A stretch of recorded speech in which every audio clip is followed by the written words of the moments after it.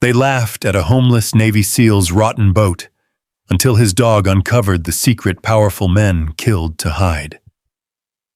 On the frozen shores of a forgotten Montana harbor, homeless Navy SEAL Ethan Calloway thought he had inherited nothing but a rotting fishing boat and a lifetime of unanswered pain. Mocked by the town and haunted by memories he couldn't escape, he was ready to walk away, until his loyal German shepherd, Ranger, found something hidden beneath the dust. What began as a worthless inheritance would lead them into a decades-old mystery, a dangerous conspiracy, and a truth buried deep in the mountains. Comment 1 if you'd follow the clues, no matter where they led, or 0 if you'd walk away. And tell us where you're watching from. The first thing most people noticed about Ethan Calloway was the dog. The second thing they noticed was the truck. The dog was impossible to ignore. A massive German shepherd with a thick black and tan coat, intelligent amber eyes, and the alert posture of a soldier still on duty. Wherever Ethan went, the dog went. Through rain, through snow, through the long Montana nights when temperatures dropped below freezing and the wind came screaming off the lake. The truck was harder to look at. An aging blue Ford pickup with peeling paint, a cracked windshield, and nearly 300,000 miles on the odometer. Rust had eaten away at the wheel wells. One headlight was held in place with duct tape. The bed contained everything Ethan owned in the world. A sleeping bag, a battered duffel, a small toolbox. 3 military medals sealed inside a weathered ammunition box, and Ranger's food bowl. Every morning before sunrise, the truck sat in the same place overlooking Blackwater Harbor. Northern Montana stretched endlessly around the small lakeside town. Dark pine forests climbed the surrounding mountains. Fog drifted across the cold water. Old fishing boats rocked gently in their slips. The harbor looked beautiful from a distance. Up close, it was a place where people remembered your failures. Ethan knew that better than anyone. He sat on the tailgate one gray October morning, sipping coffee from a dented thermos while Ranger rested beside him. The lake was quiet. The town was beginning to wake. Lights flickered on inside the diner near the marina. A delivery truck rumbled down Harbor Street. Somewhere in the distance, a train horn echoed through the mountains. For a brief moment, everything felt peaceful.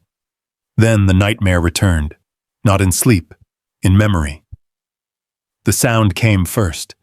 A sharp metallic bang, a dock worker dropping a steel chain 50 yards away. The noise sliced through Ethan's thoughts like a blade. His shoulders tensed instantly. His breathing shortened. His heart accelerated. For one terrible second, Blackwater Harbor disappeared. He wasn't beside a lake anymore. He was somewhere else. Somewhere hot. Somewhere dangerous. Dust. Gunfire. Smoke. Screaming. The old memories surged forward before he could stop them. Ranger reacted immediately. The German shepherd stood and pressed against Ethan's leg. A gentle nudge, then another, grounding him, pulling him back. Ethan blinked hard. The harbor slowly returned. The fog, the water, the boats, his truck, his dog. The nightmare faded. Ranger rested his head against Ethan's knee. "You always know," Ethan whispered.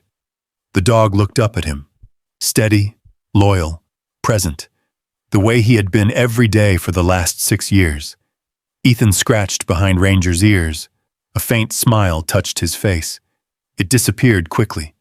Smiles were expensive these days. At 39 years old, Ethan had spent more than a decade serving as a Navy SEAL. He had survived deployments most people couldn't imagine. He had led men through darkness, made impossible decisions, carried friends home. Then one day, the mission stopped. The uniform disappeared. The structure vanished. The nightmares remained. Jobs came and went. Relationships collapsed. Savings disappeared. Eventually, all that remained was the truck. And Ranger, a dog he had adopted from a military working dog program after both of them were deemed unfit for further service. Broken soldiers, different species, same scars. A gull cried overhead. Ethan looked toward the marina. "Come on, partner." Ranger stood instantly. The two headed toward town. Most people in Blackwater Harbor knew Ethan. Few actually knew him. To them, he was simply the homeless veteran with the dog. Some offered kindness. Most offered pity. A few offered neither.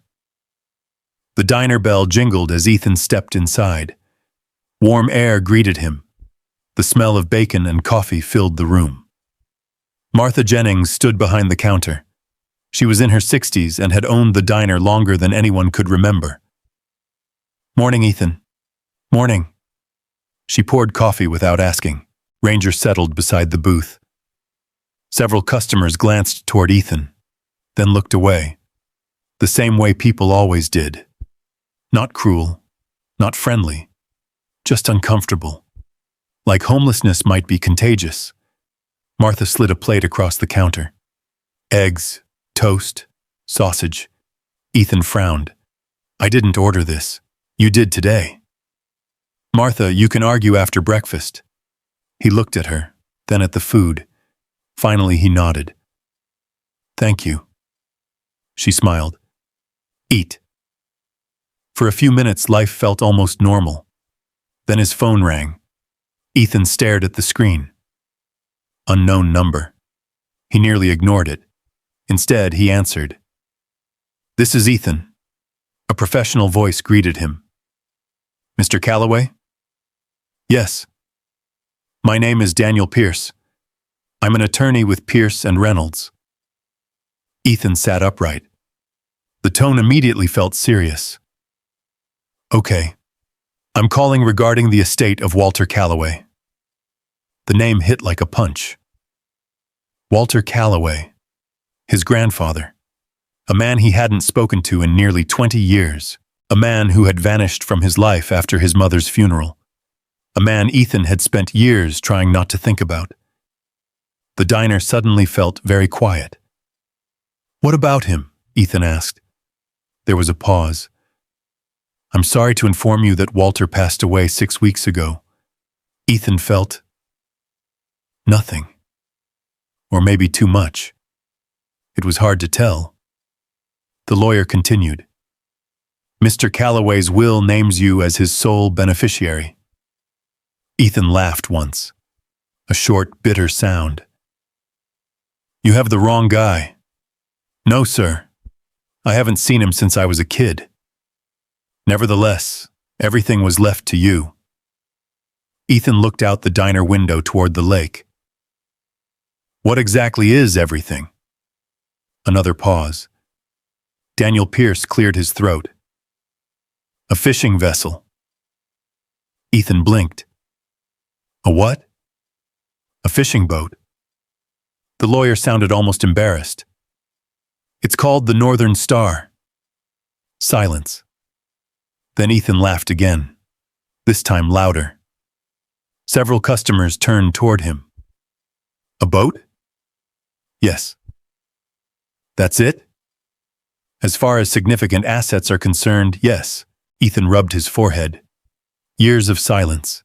Years of resentment. Years of unanswered questions. And now a boat. A worthless boat. The lawyer continued carefully. "The vessel is currently moored at Blackwater Harbor." Ethan froze. "What?"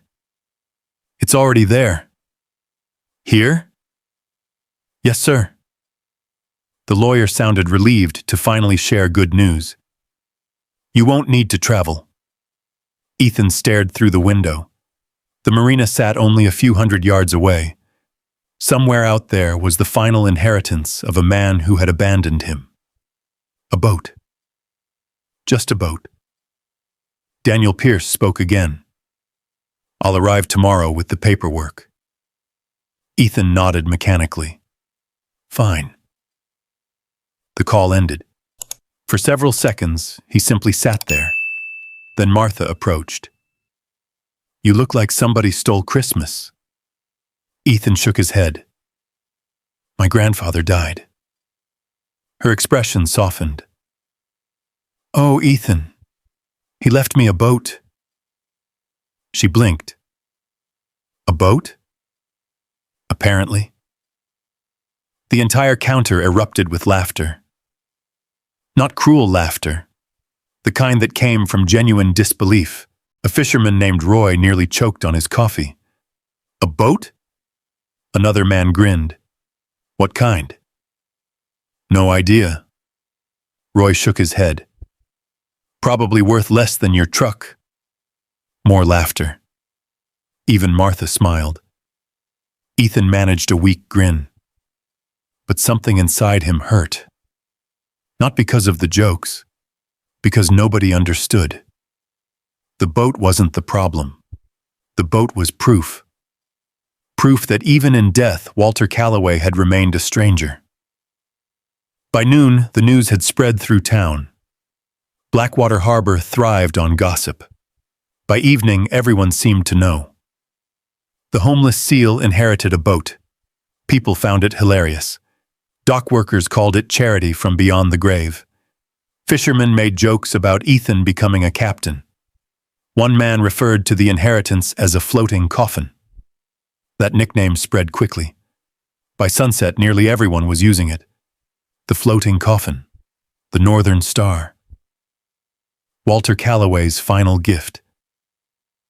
As darkness settled across the harbor, Ethan walked alone along the docks.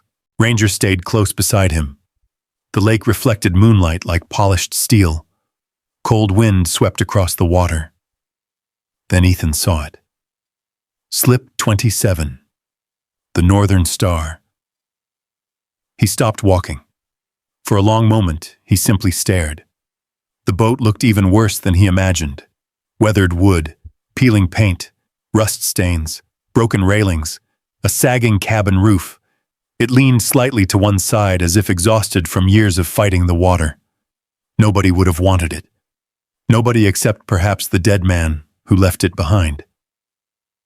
Ranger suddenly stopped. The dog stared toward the vessel, completely still. His ears lifted. His posture changed. Alert. Focused. Watching. Ethan frowned. "What is it?" The German shepherd didn't move, didn't blink, didn't look away. Something about the boat had captured his attention, something powerful enough to silence every distraction around him.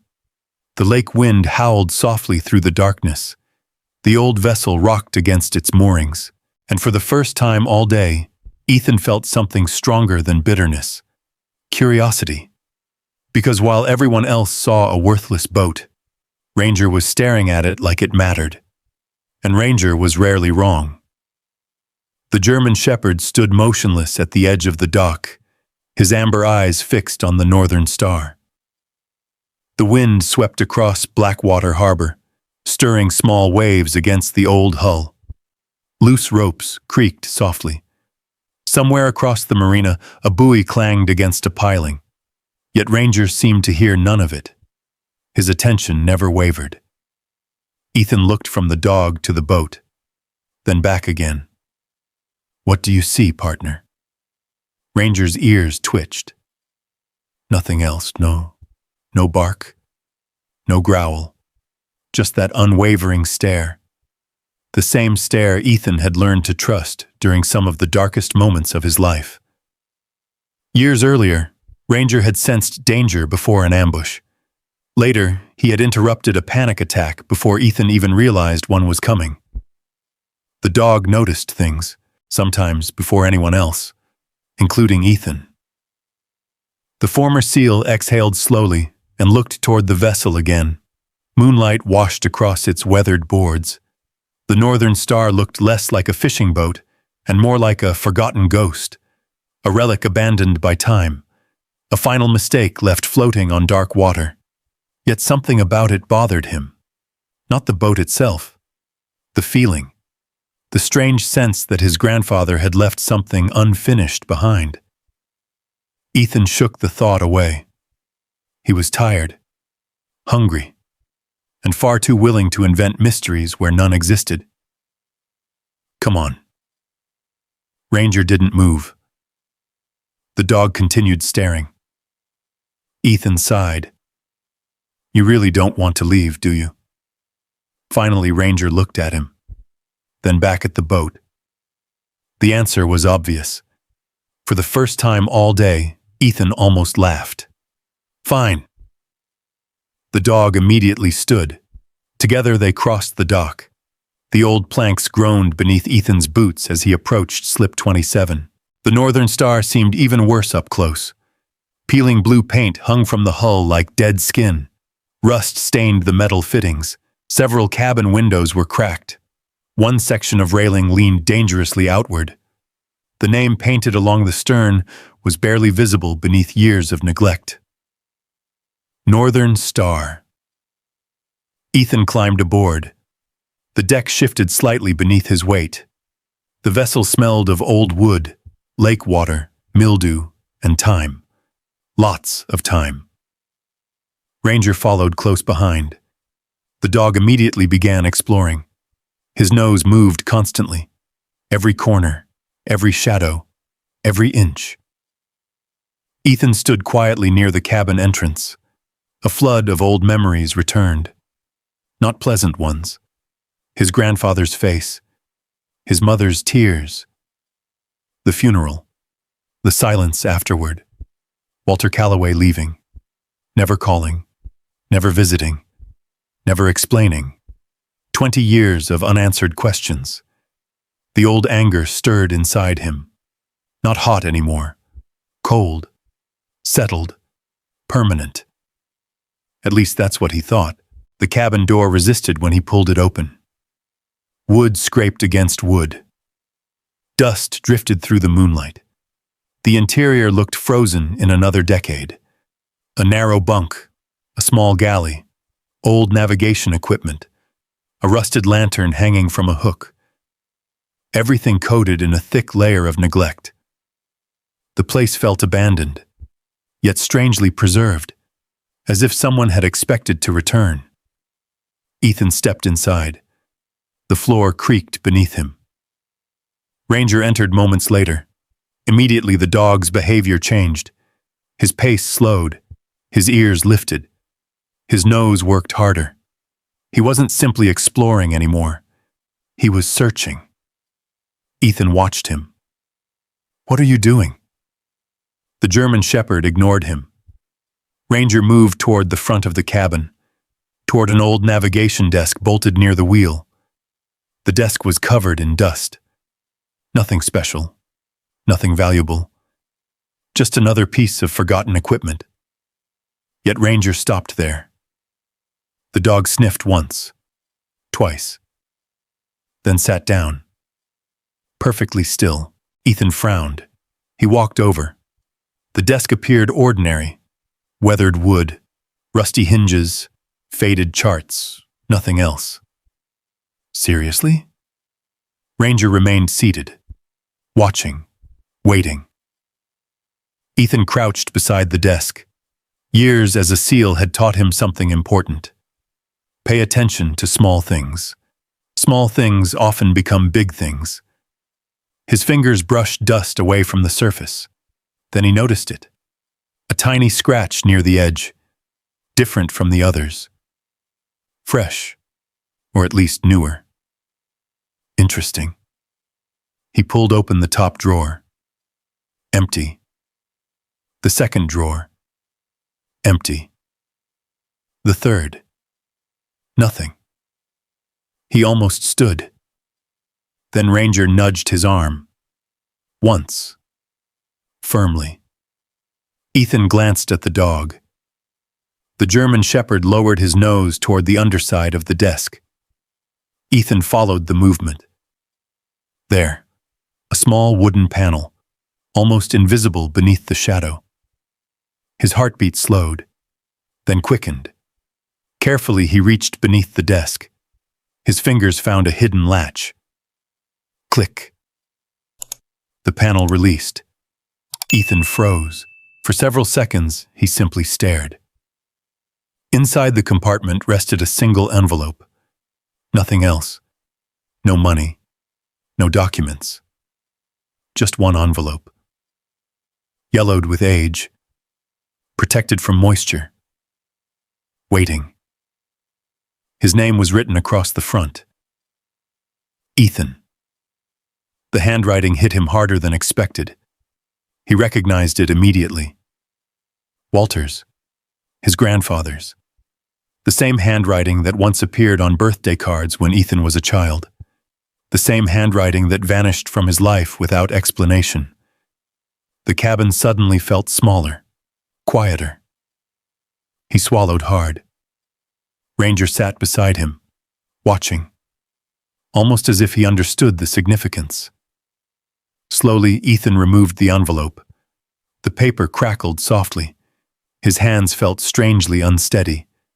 The lake water slapped gently against the hull. Wind moved outside. Everything else disappeared. Only the envelope remained. 20 years. 20 years of silence. And somehow it had led here. To this cabin. To this boat. To this moment. Ethan hesitated. Part of him wanted to throw it into the lake. Part of him wanted to burn it. Another part needed answers. The second part won. Carefully, he opened the envelope. Inside was a single folded letter. The paper had yellowed with age. The edges were worn. The handwriting was unmistakable. Walter Calloway. Ethan took a slow breath. Then he began to read. If you are reading this, it means I ran out of time. The words struck like a hammer. His eyes moved down the page. I know you have every reason to hate me. If our places were reversed, I would hate me too. Ethan clenched his jaw. The cabin grew silent except for the sound of his breathing. I never expected forgiveness. I only hoped for understanding. The next sentence stopped him cold. The boat was never the inheritance. It is the warning. Ethan blinked, then read it again. The boat was never the inheritance. It is the warning. A chill moved through him. Outside, wind rattled the cabin windows. The letter continued. There are people who may come looking for this vessel. If they ask questions, do not trust them. If they offer money, refuse it. If they tell you I was crazy, remember that they spent decades hoping nobody would listen. Ethan frowned. His grandfather's words felt strange. Not confused, not rambling, purposeful. Every sentence seemed carefully chosen. The next paragraph deepened the mystery.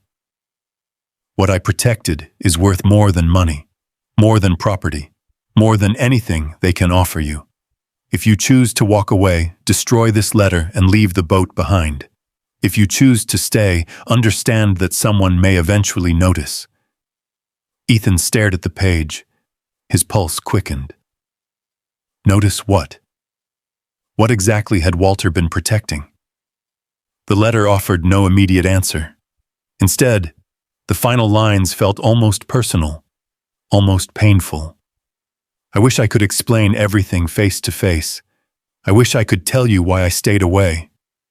One day you may learn the truth, and when that day comes, I hope you understand that every choice I made was for you. Walter. Silence filled the cabin. Ethan lowered the letter. The words echoed inside his mind. Every choice I made was for you. Anger rose immediately. The familiar kind, the safe kind, the kind he understood. For me? He left. He disappeared. He never called, never wrote, never came back. The letter didn't change that. It couldn't. Yet beneath the anger, something else had appeared. Something dangerous. Curiosity. Questions. Doubt. Ranger moved closer and rested his head against Ethan's leg. The old boat creaked softly around them. The lake whispered beyond the cabin walls. For the first time in decades, Ethan found himself wondering whether the story he believed about his grandfather was incomplete. Not wrong, just incomplete. He folded the letter carefully, slipped it back into the envelope, then looked around the dark cabin once more. The place felt different now, no longer abandoned, no longer empty. It felt like the first page of something, and somewhere deep inside the northern star, hidden beneath dust and silence, Ethan sensed there might be more waiting to be found. Much more. The feeling followed him all the way back to his truck. That night, Blackwater Harbor settled beneath a blanket of cold autumn darkness. The lake reflected a pale moon. The mountains stood like black walls against the horizon. Most of the town's lights had gone out. Only the marina remained partially awake. A few lamps glowed along the docks. Their reflections stretched across the dark water like trembling ribbons of gold. Ethan sat in the driver's seat of his pickup, Walter's letter folded carefully inside his jacket pocket. He had read it 4 times. Each reading left him with more questions than answers. The boat was never the inheritance. It is the warning.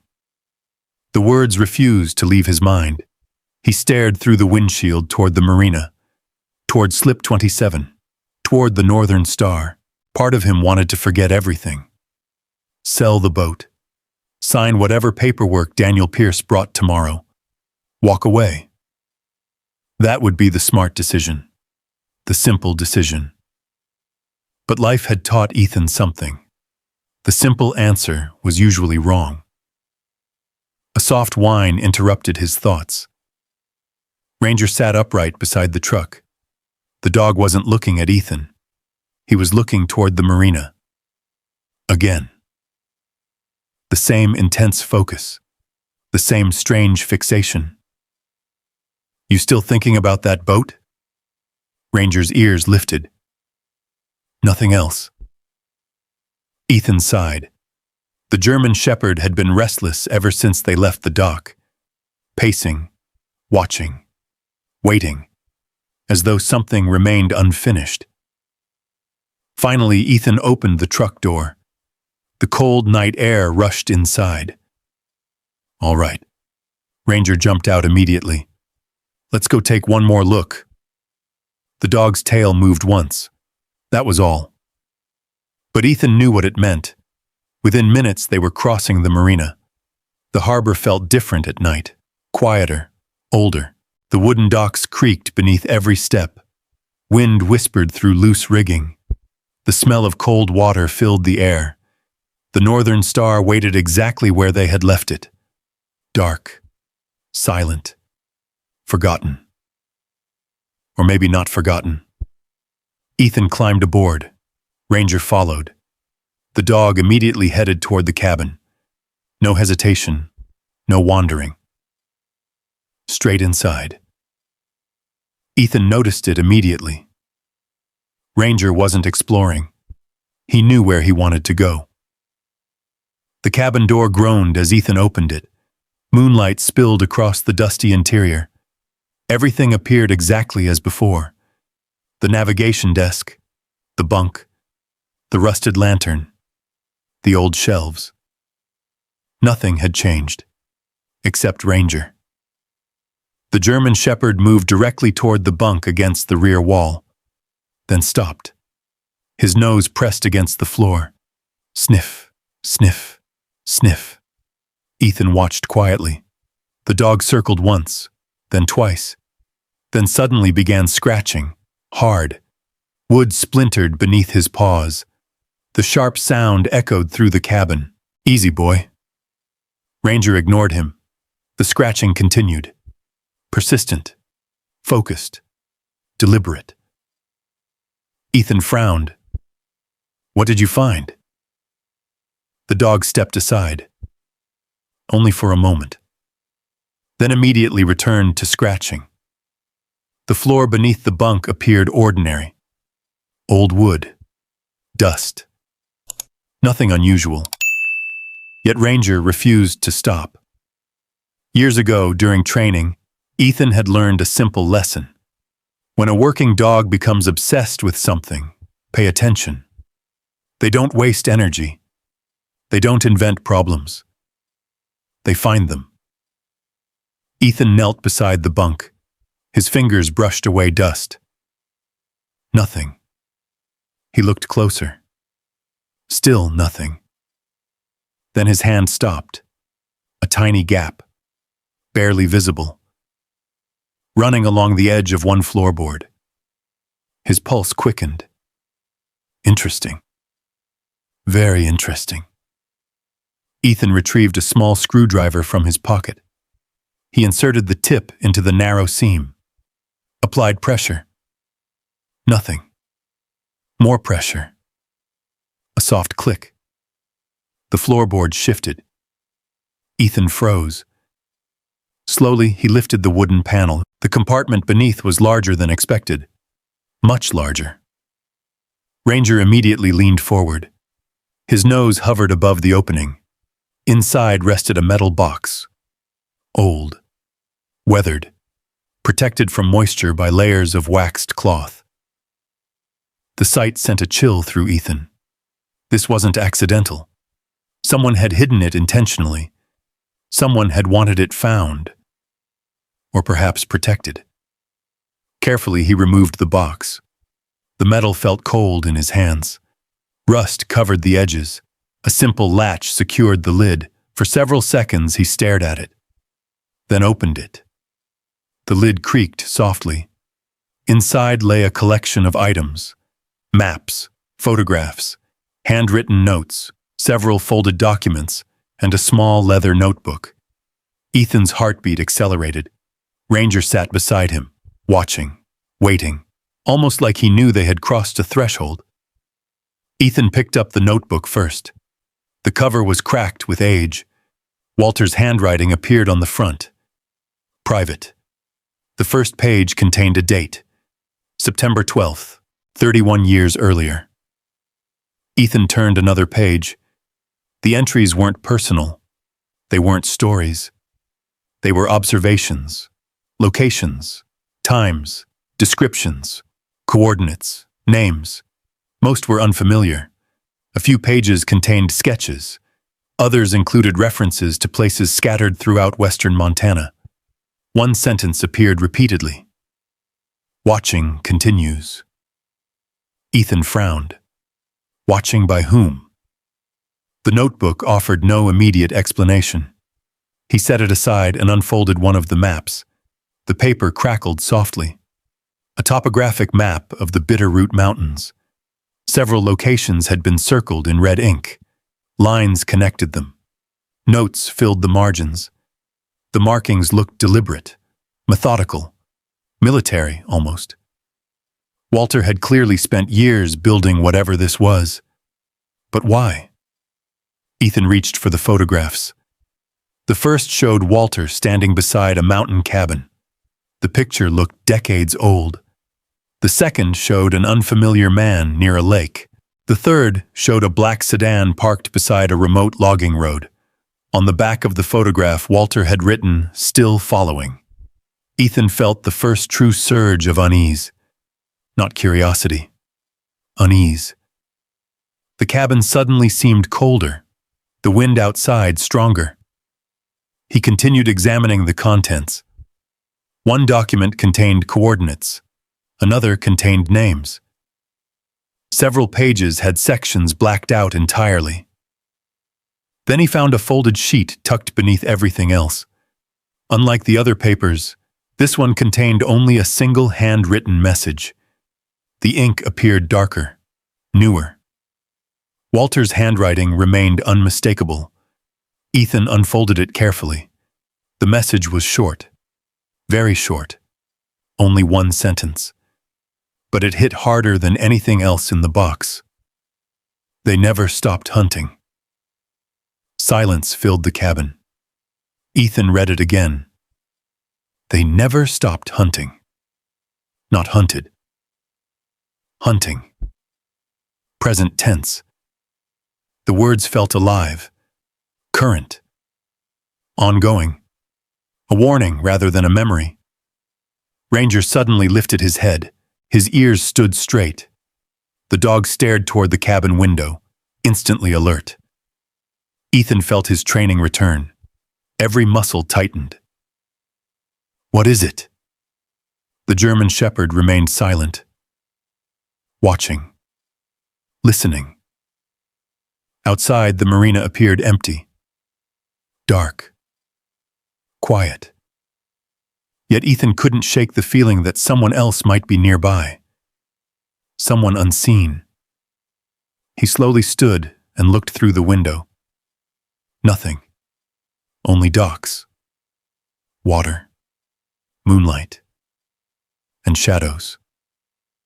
Maybe Ranger had heard an animal. Maybe nothing was there at all. Still, the feeling remained.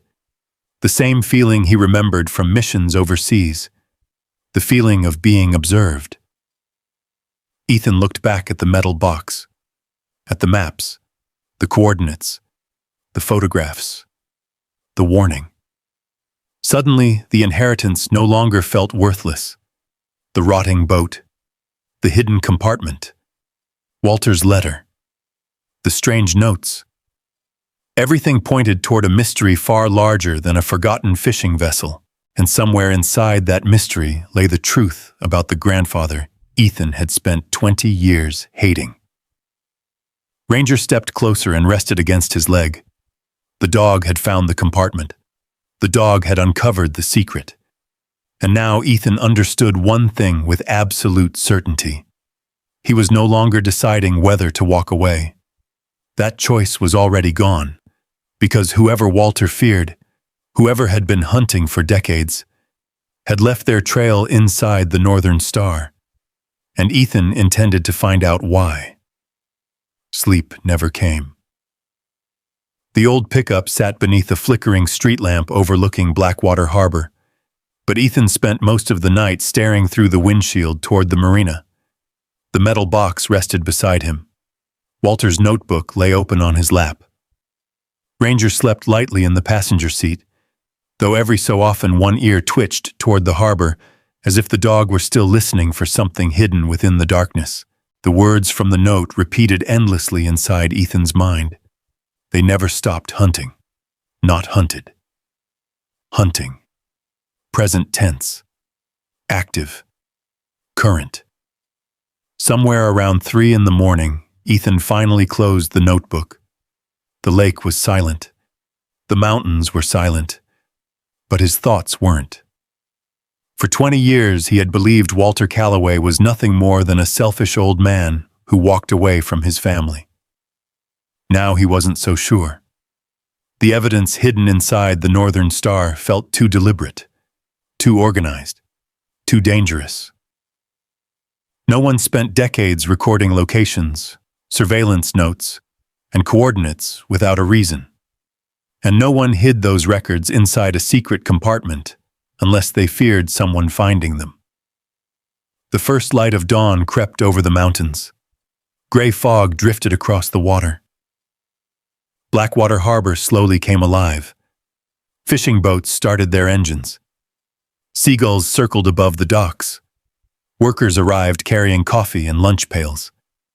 Ethan rubbed his eyes. Ranger was already awake. The dog sat upright, staring through the windshield. Again, toward the marina, toward the Northern Star.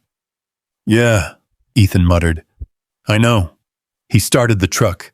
The engine protested before finally turning over. Together they rolled toward the docks. The harbor looked exactly as it always had.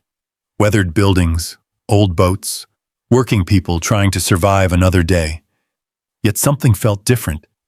Maybe because Ethan was looking at it differently, or maybe because someone else was looking at him. The thought arrived unexpectedly, then refused to leave. He parked near the marina office. Several dock workers were already gathered around the coffee stand. The moment Ethan stepped out of the truck, a few grins appeared. "Morning, Captain." Another man laughed. "How's the floating coffin?" A third pointed toward the northern star. "You planning your maiden voyage yet?" Laughter followed. Ethan ignored them. The jokes didn't bother him anymore. At least not today. Today, he had bigger concerns. Rangers stayed close as they headed toward the boat. The German shepherd's posture remained alert, focused, watchful. The closer they got to slip 27, the more attentive he became. Then Ethan noticed something strange. A black SUV, parked near the far end of the marina. New, expensive, completely out of place. Blackwater Harbor wasn't the kind of town where people drove luxury vehicles. Most residents drove pickups old enough to vote. The SUV's windows were tinted. Its engine was off. No one appeared inside. Still, something about it caught Ethan's attention. He slowed slightly. Ranger noticed it too. The dog's ears rose. A low rumble emerged from deep within his chest. Not loud. Not aggressive. A warning. Interesting. Very interesting. Ethan kept walking. By mid-morning, he was back aboard the Northern Star, studying Walter's notebook. The entries became stranger the more he read. Dates, locations, vehicle descriptions, names he didn't recognize. Several pages referenced meetings that appeared to have taken place deep within the Bitterroot Mountains. One name appeared repeatedly, not enough to identify. Just initials. VH. The initials appeared beside multiple entries, multiple locations, multiple warnings. Ethan stared at them. VH. Whoever that person was, Walter had been tracking them for years. A shadow crossed the cabin doorway. Ethan looked up. Someone stood outside. Not a dock worker, not a fisherman. The man wore an expensive dark coat and polished boots, silver hair, perfect posture, confident smile. Everything about him looked expensive. The kind of expensive Blackwater Harbor rarely saw. Ranger immediately stood. The dog's body stiffened. The low growl returned. The stranger noticed. His smile never changed. "That's quite a dog." Ethan closed the notebook. "Can I help you?" The man stepped aboard. Calm. Unhurried. Like he belonged there. "My name is Victor Harlan." The name meant nothing to Ethan. Victor extended a hand. Ethan didn't take it. Victor lowered it smoothly, without appearing offended. "I heard about your inheritance." Ethan said nothing. Victor glanced around the cabin. His eyes lingered slightly too long on certain areas. The desk, the bunk, the floor. Observing, evaluating, searching. The realization sent a chill through Ethan. This wasn't curiosity. This was interest. Specific interest. Victor smiled again. "I'll get right to the point." Ethan waited. "I'm interested in purchasing this vessel." There it was. Straight to business. Not for sale. Victor chuckled softly. "You haven't heard the offer." "I don't need to." The smile remained. "I'll give you $50,000. Silence filled the cabin.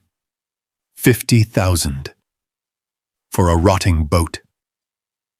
Ethan stared at him. The offer was ridiculous, completely absurd, which meant something was wrong. Victor continued. "Cash." Still, Ethan said nothing. Ranger stepped slightly forward. The German shepherd's gaze never left Victor. Victor noticed. Again, the smile remained, but something colder appeared behind it. Something calculating. Ethan finally spoke. "Why?" Victor tilted his head. "Why what? Why would anybody pay $50,000 for this boat?" A brief pause. The first real pause in the conversation. Then Victor shrugged. Sentimental value. The answer sounded rehearsed. False. Ethan almost laughed. Try again. Victor's eyes narrowed slightly. Only slightly. Enough. The mask slipped for a fraction of a second, then returned. Everyone has hobbies. Ethan shook his head. No sale. Victor studied him, then glanced at Ranger. The dog's growl deepened. Interesting animal. He's smarter than most people. Victor smiled. Perhaps. Then he stepped toward the door. Before leaving, he turned back. I'll increase the offer. Ethan said nothing. 100,000. The number hung in the air. Still absurd. Still impossible. Still wrong. Victor waited. Ethan never responded. Finally, the wealthy stranger nodded. As you wish. Then he left. The cabin fell silent again. Ranger moved immediately to the doorway, watching Victor cross the dock, watching him disappear toward the parking area. Watching until the man entered the black SUV. Only then did the dog relax. Slightly. Ethan remained motionless. His military instincts screamed at him. Something about the encounter felt dangerous, not openly threatening. Worse, controlled. Calculated. The SUV pulled away. Moments later, it vanished from sight. Ethan looked down at Walter's notebook, then at the initials. VH. Slowly, he turned several pages. His pulse accelerated. There. Again. The same initials. VH 3 times, 4 times, 5, each reference connected to warnings. Observations, surveillance notes. The blood drained from Ethan's face. Victor Harlan. VH. A coincidence? Maybe, but it didn't feel like one. Outside, clouds rolled across the Montana sky. The lake darkened beneath their shadows. The harbor suddenly seemed smaller, less friendly, more exposed. Ethan slipped the notebook into his jacket. His eyes moved toward the window, across the marina, near the road. Another unfamiliar vehicle had appeared. Not the black SUV. Different, but watching, waiting. The feeling returned immediately. The same feeling Ranger had sensed during the night. The same feeling Walter had written about repeatedly. Being observed, being measured, being followed. Ranger stepped beside him. The German shepherd stared through the window, every muscle tense, every sense alert. For the first time since inheriting the Northern Star, Ethan realized something important. The mystery wasn't sleeping in the past. It was still alive. And now that he had opened Walter's hidden compartment, someone knew it. The realization followed Ethan through the rest of the afternoon like a shadow. Everywhere he looked, he found himself searching for signs. A parked vehicle that stayed too long, a stranger lingering near the marina, a face he didn't recognize. The feeling wasn't paranoia. Paranoia was irrational. This felt different, measured, grounded. The kind of instinct that had kept him alive for years. By sunset, dark clouds had gathered above Blackwater Harbor. The lake reflected the steel-gray sky. Wind pushed small waves against the docks. The Northern Star rocked gently in its slip. Ethan sat alone inside the cabin, studying Walter's notebook once again. Ranger lay at his feet. The German shepherd appeared relaxed, but every few minutes one ear would twitch toward the harbor outside, still listening, still alert. Ethan turned another page. Most of the notebook remained frustratingly cryptic. Dates, observations, coordinates, names without explanations. Then something caught his attention. A folded piece of paper tucked between two entries, smaller than the others, nearly overlooked. Carefully, he removed it. The paper was old, yellowed, fragile. A single name had been written across the front. Claire Whitmore. Beneath it sat a phone number. Nothing else. No explanation. No address. No notes. Just a name. Ethan frowned. The name appeared nowhere else in the notebook. Yet Walter had clearly preserved it intentionally. Why? Ranger suddenly lifted his head. The dog looked toward Ethan, then toward the paper, almost expectantly. Ethan couldn't help smiling. You think I should call? The dog's tail thumped once against the floor. Ethan shook his head. You always make the easy decisions look obvious. The smile faded quickly. The harbor outside darkened. The wind grew stronger. For several seconds he stared at the phone number, then reached for his cell phone. The line rang 3 times. 4, 5. A woman answered. Hello? The voice sounded calm, confident, older, perhaps in her 60s. Ethan sat upright. Claire Whitmore? A pause. Who is this?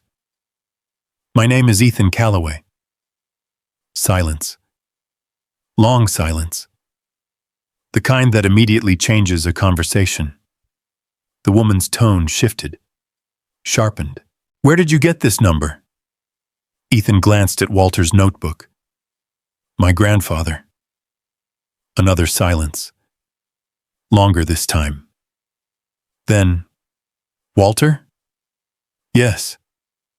The wind rattled the cabin windows. Ethan's pulse quickened. The woman spoke quietly. Is he with you? The question hit harder than expected. No. More silence. Then a sigh. A heavy one. The kind carried by years. I was afraid of that. Ethan looked out toward the darkening lake. He passed away. The woman didn't speak for several moments. When she finally did, her voice sounded softer. How long ago? About 6 weeks, I see. Neither spoke. The harbor creaked around them. Rain began tapping softly against the cabin roof. Finally, Claire broke the silence. What exactly did Walter leave you? The question felt direct. Too direct. Ethan hesitated. Claire noticed immediately. Good, she said. What? You're being careful. The answer surprised him. She continued. If Walter trusted you with anything, you should be careful. Ethan sat forward. You knew him? Yes. How well? Another pause. Better than most people. The answer raised even more questions. Ethan glanced toward Ranger. The dog watched him intently, listening, waiting. He left me a boat. Claire didn't sound surprised. The Northern Star? Now Ethan was the one surprised. You know the boat? I know a lot about the boat. Lightning flashed beyond the harbor. Thunder rolled faintly across the mountains. The conversation suddenly felt much larger than he expected. Claire's voice lowered. Tell me something, Ethan. Okay. Has anyone approached you about buying it? Ethan's stomach tightened. Victor Harlan. The black SUV. The surveillance notes. The initials. Yes. The response came immediately. Too quickly. Claire noticed. Who? A man named Victor Harlan. The silence that followed was immediate and alarming. Rain intensified against the cabin roof. Ranger stood.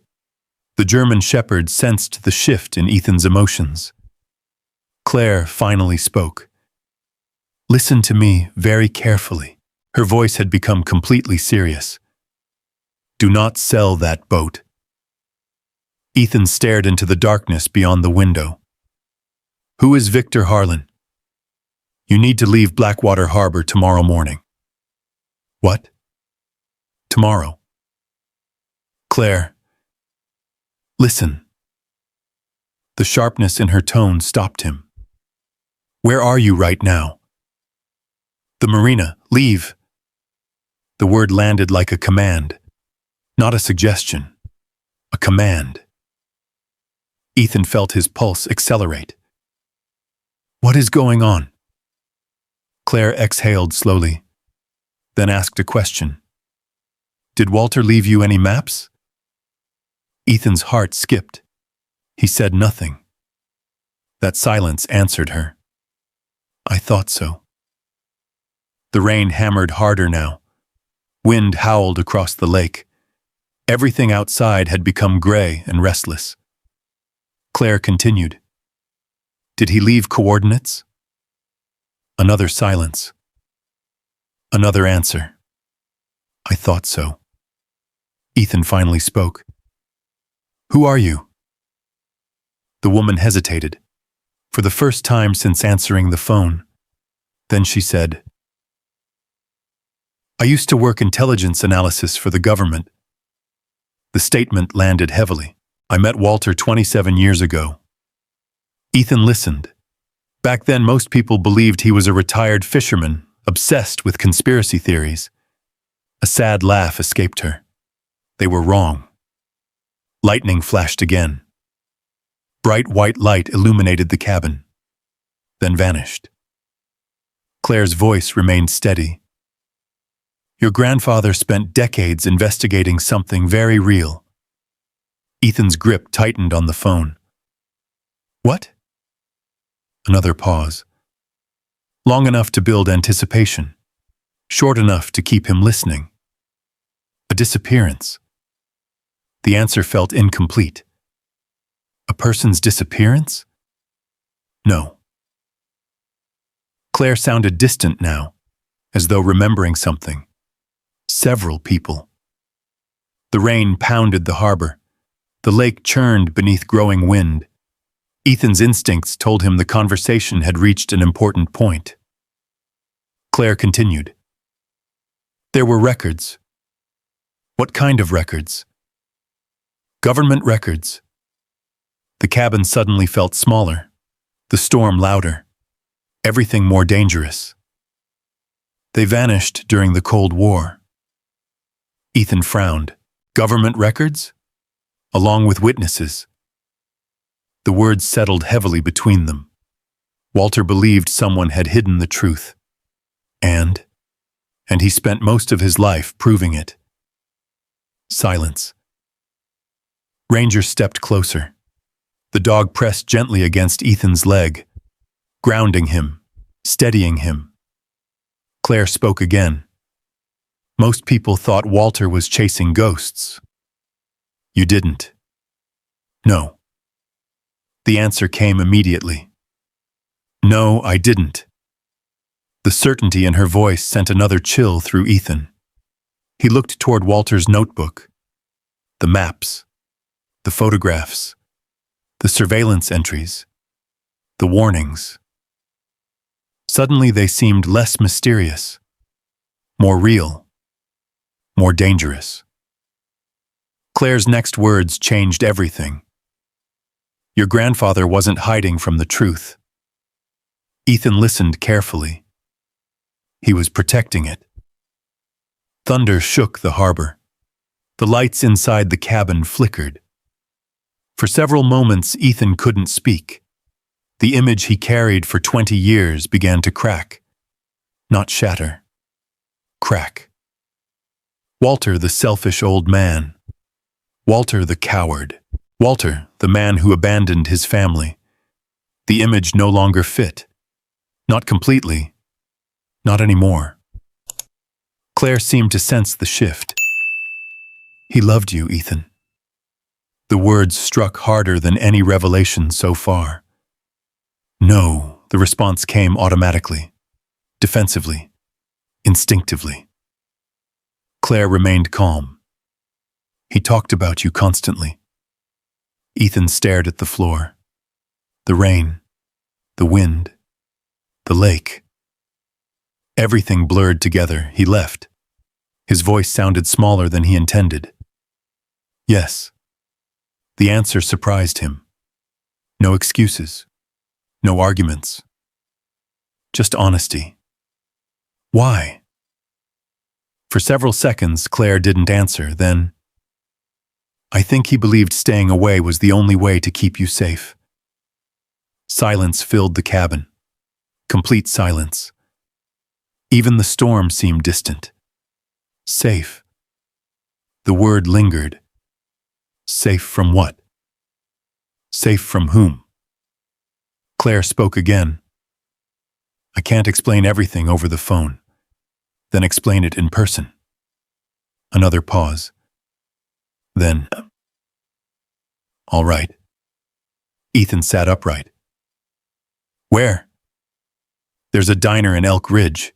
The small mountain town sat nearly 3 hours away, deep in the foothills leading toward the Bitterroots. I know it. Tomorrow morning.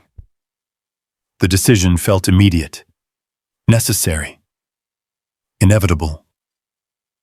Claire continued. Bring the notebook. Ethan glanced toward Walter's hidden documents. Anything else? Bring the maps. Her voice lowered. And Ethan? Yeah. Trust your dog. The statement caught him off guard. Claire continued. Walter trusted him. Ethan looked at Ranger. The German shepherd stared back. Steady. Loyal. Certain. The line disconnected. The storm continued outside. But something had changed.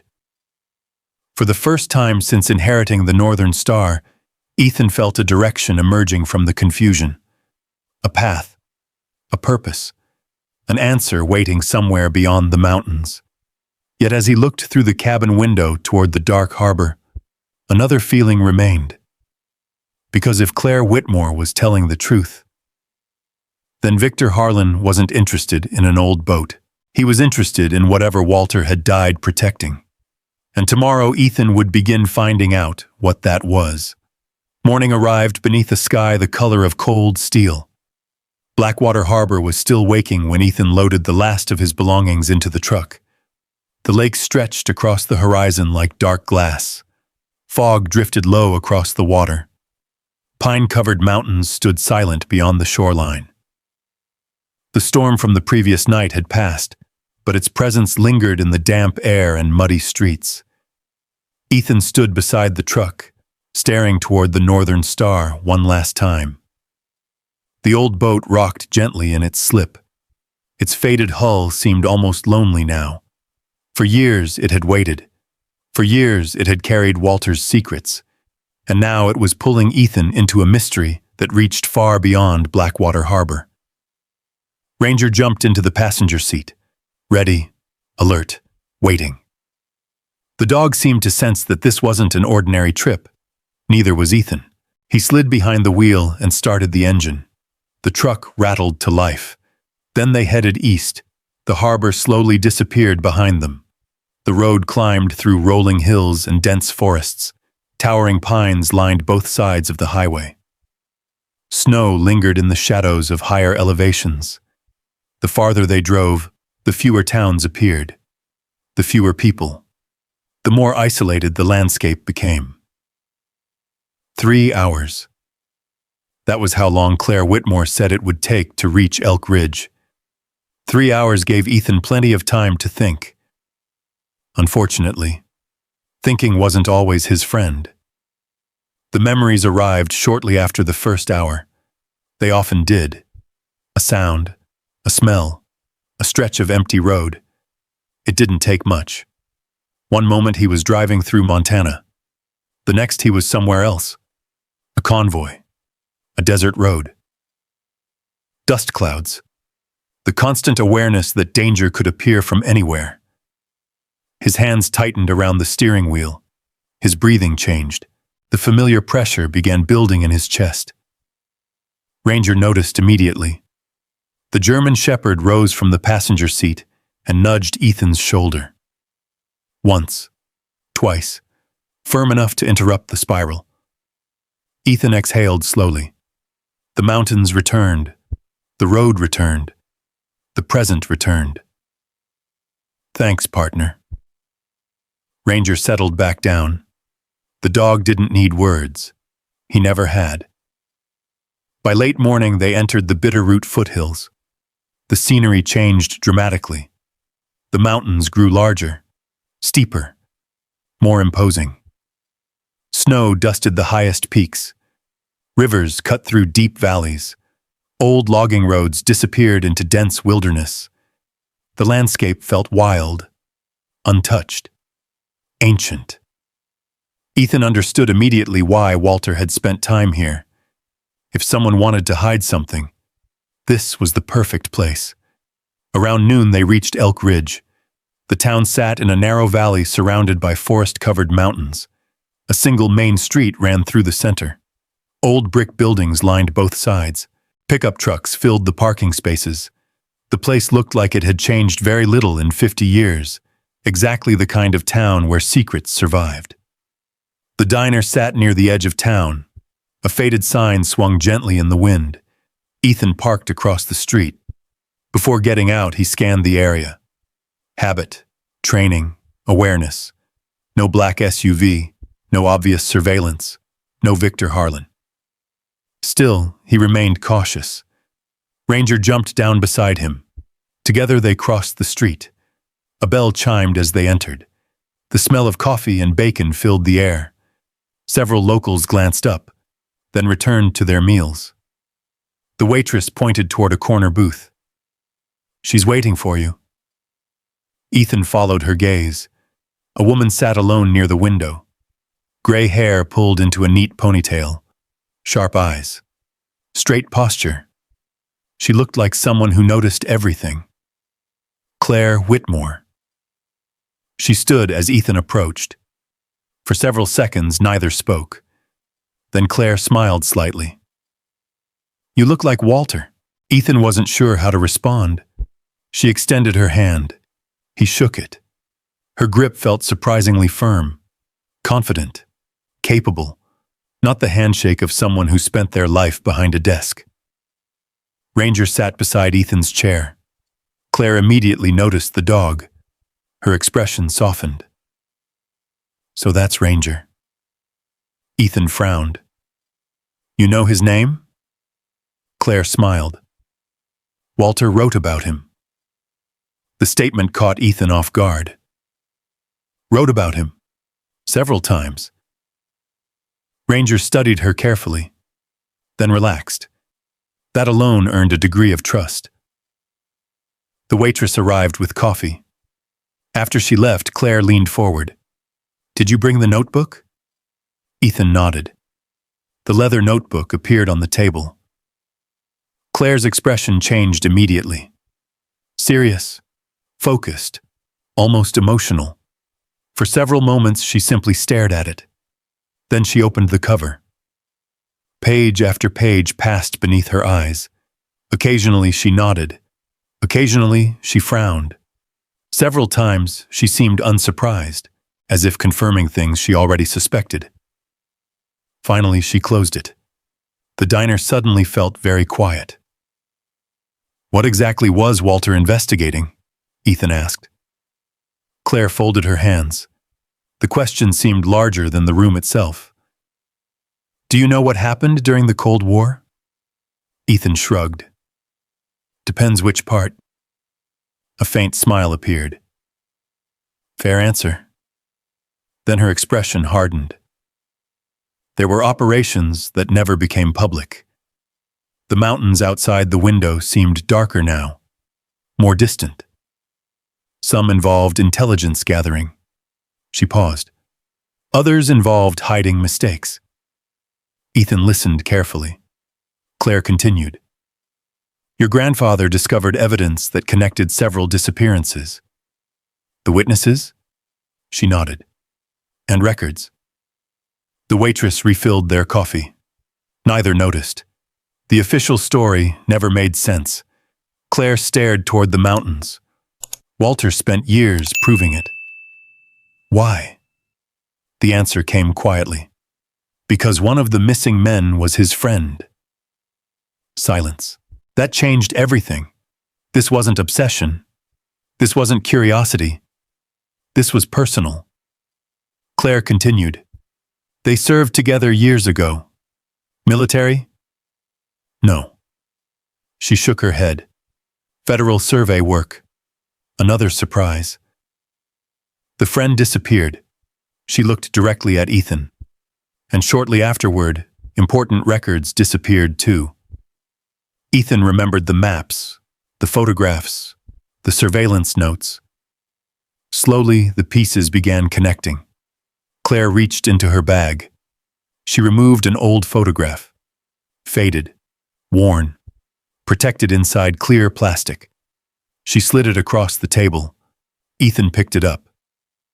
The image showed 3 men standing beside a mountain lake. One was Walter, much younger. The second man wore glasses. The third stood partially turned away from the camera. Who's that?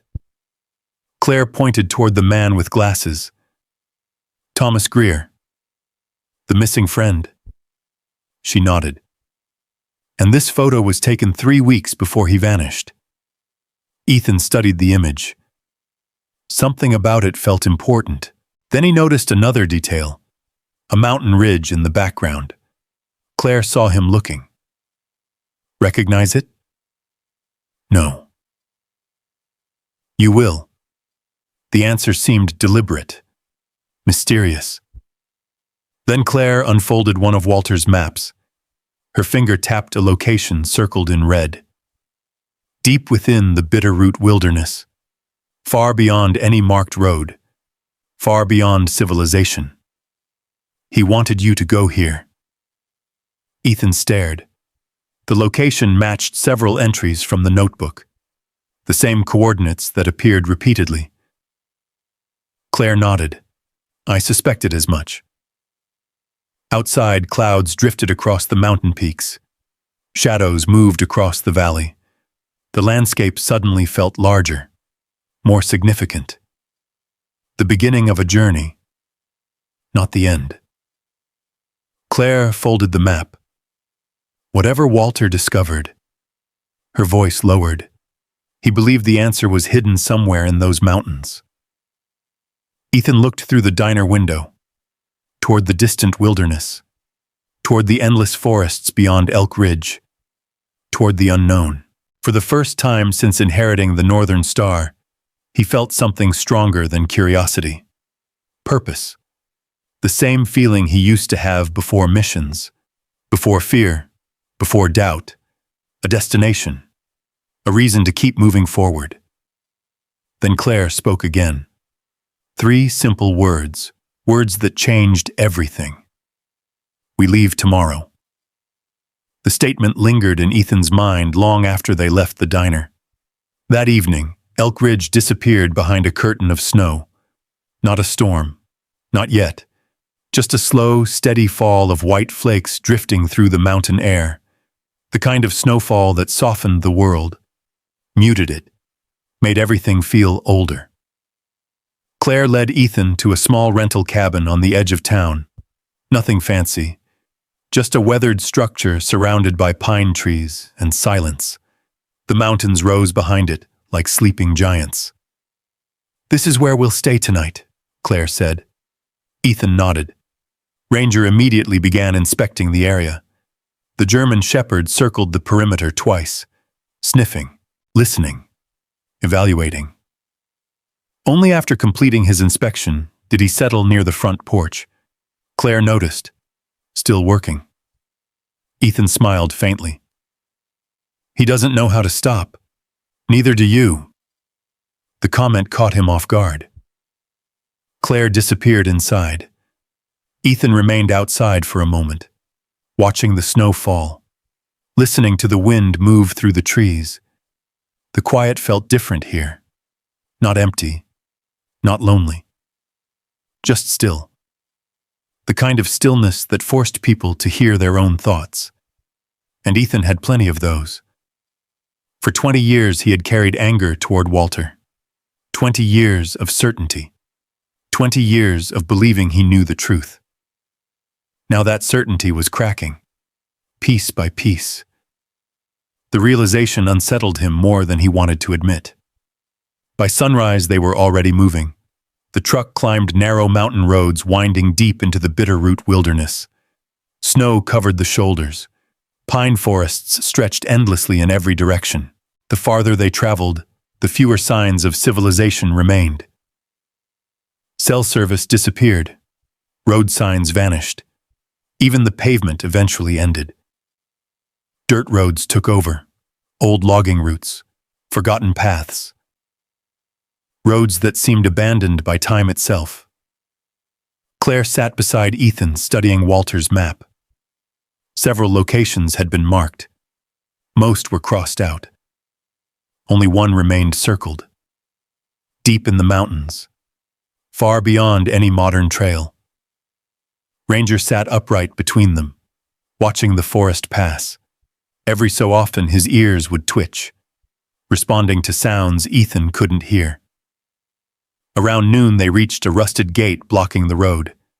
A faded sign warned that the route beyond was no longer maintained. Claire smiled. "We're close." The rest of the journey happened on foot. Snow crunched beneath their boots. Cold air filled their lungs. The forest seemed endless. Towering pine trees blocked much of the sunlight. Their branches carried fresh snow. The silence felt almost sacred. Then Ranger stopped. Instantly. The German shepherd froze, head lifted, nose working. Ethan recognized the behavior immediately. The dog had found something. "What is it?" Ranger moved left, toward a cluster of trees. The others followed. 30 yards into the forest, Ranger stopped beside an old wooden post, nearly hidden beneath snow and moss. At first, Ethan thought it was part of a fence. Then he noticed the carving. A symbol. Simple. Deliberate. A small star. Claire stared at it. "That's Walter's mark." Ethan frowned. "What?" She brushed snow from the wood. "He used it as a trail marker." "Why?" Claire smiled sadly. "Because he never trusted maps alone." The discovery changed everything. Walter had been here, physically here. Not just once, many times. The realization made the entire mystery feel real in a way it hadn't before. Ranger continued forward. Another marker appeared, then another.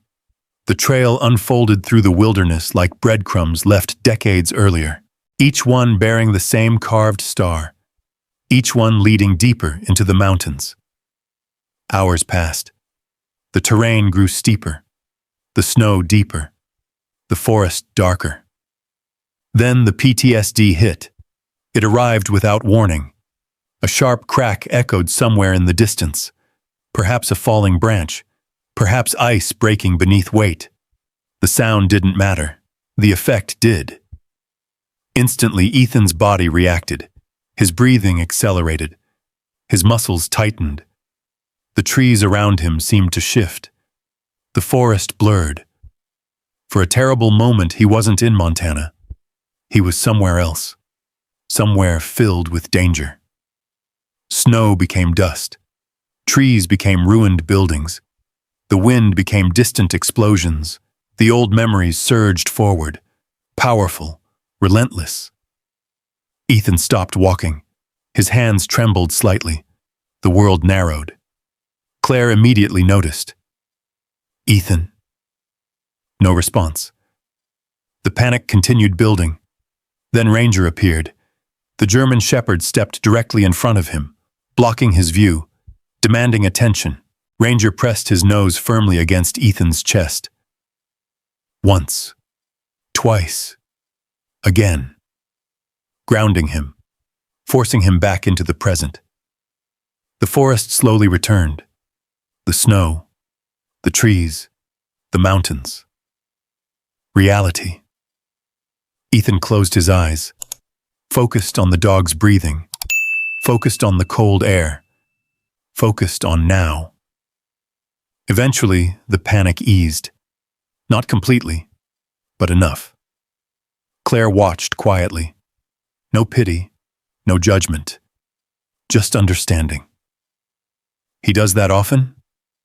Ethan nodded. Whenever he thinks I need it. Claire looked at Ranger. Your grandfather would have liked him. The statement landed unexpectedly hard. Ethan didn't answer.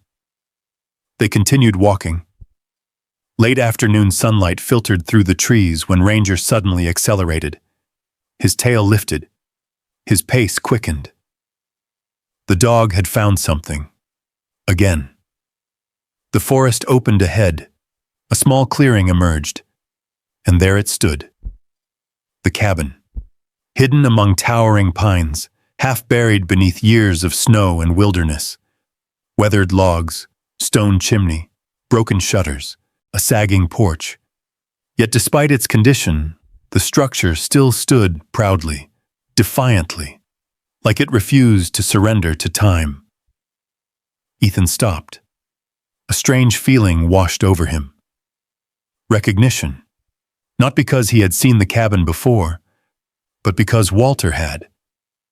Many times. The old man had stood exactly where Ethan stood now, walked the same path, seen the same mountains, the same trees. Ranger approached the front porch, then sat, waiting, as though he had completed another step in a mission nobody had fully explained. Claire climbed the steps slowly. Her eyes filled with something Ethan couldn't identify. Memory, perhaps. Maybe grief. She pushed open the front door. The hinges groaned. Dust drifted through the air. The smell of old wood and forgotten years spilled into the clearing. Inside, time had frozen.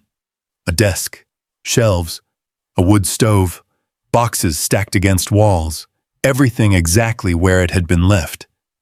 The cabin felt less like a building, more like a time capsule. Ethan stepped inside. His flashlight swept across the room, then stopped. The desk. Dozens of journals sat neatly arranged across its surface. His pulse quickened.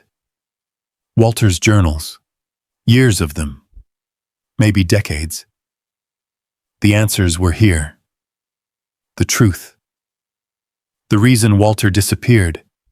The reason Victor Harlan wanted the boat. The reason someone had been watching. Ethan approached slowly, almost reverently. He opened the first journal. The handwriting was unmistakable. Walter Calloway. The pages contained surveillance notes, vehicle descriptions, names, dates, warnings, years of investigation. Then Ethan turned another page, and another. The deeper he read, the colder he felt. Because Walter wasn't documenting a mystery, he was documenting a hunt. And for the first time, Ethan began to understand something terrifying. His grandfather hadn't spent decades running away. He had spent decades being chased. The realization settled over Ethan like the falling snow outside the cabin. For a long moment, neither he nor Claire spoke. The only sounds were the crackling of the small fire in the wood stove and the steady wind brushing against the log walls. Walter's journals lay open across the desk. Years of entries, years of warnings, years of fear. And yet none of the pages read like the writings of a frightened man.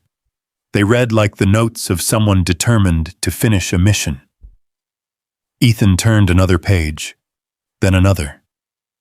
Vehicle descriptions, license plate fragments, meeting locations, names, some crossed out, some circled. Several appeared repeatedly.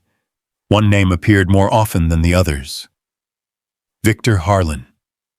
Not just the initials, the full name, written again and again across different years, different notebooks, different locations.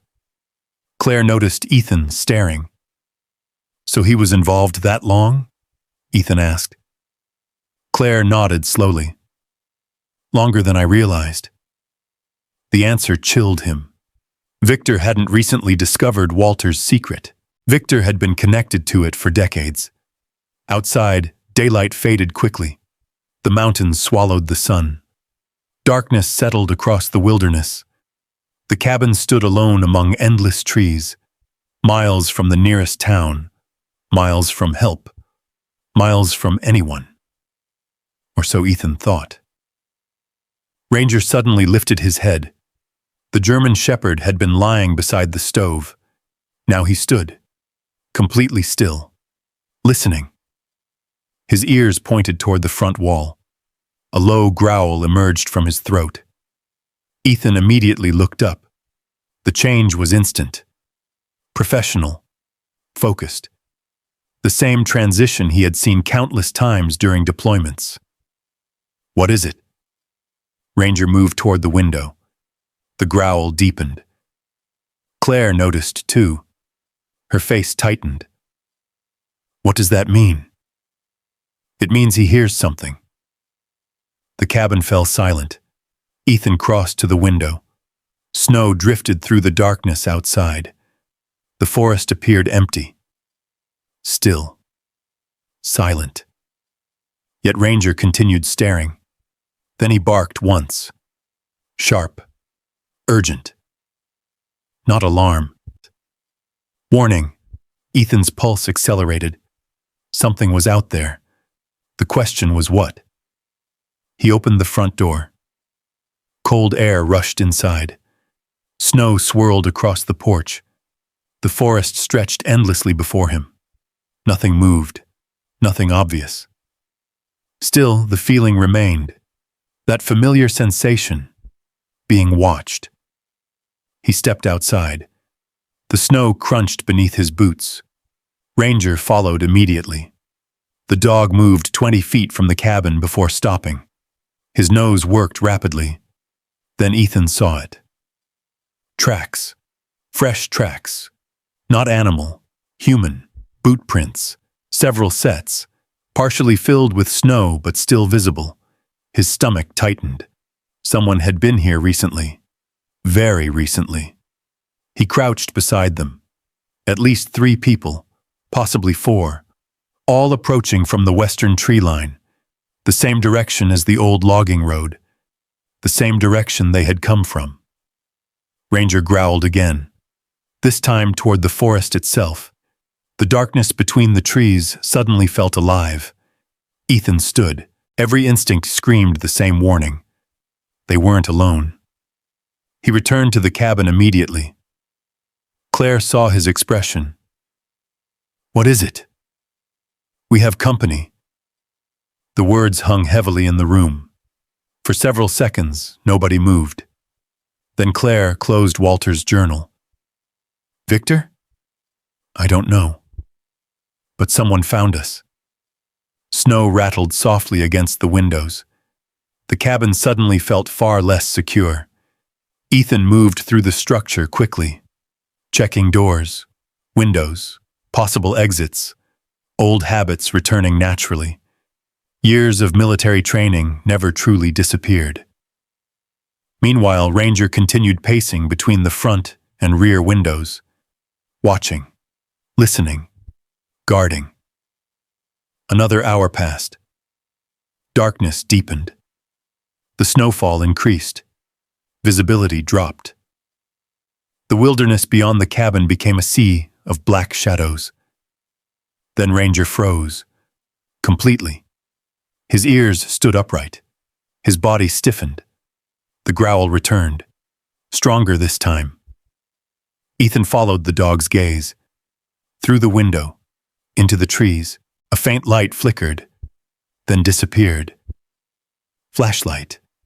Someone moving among the pines. Claire saw it too. Oh no.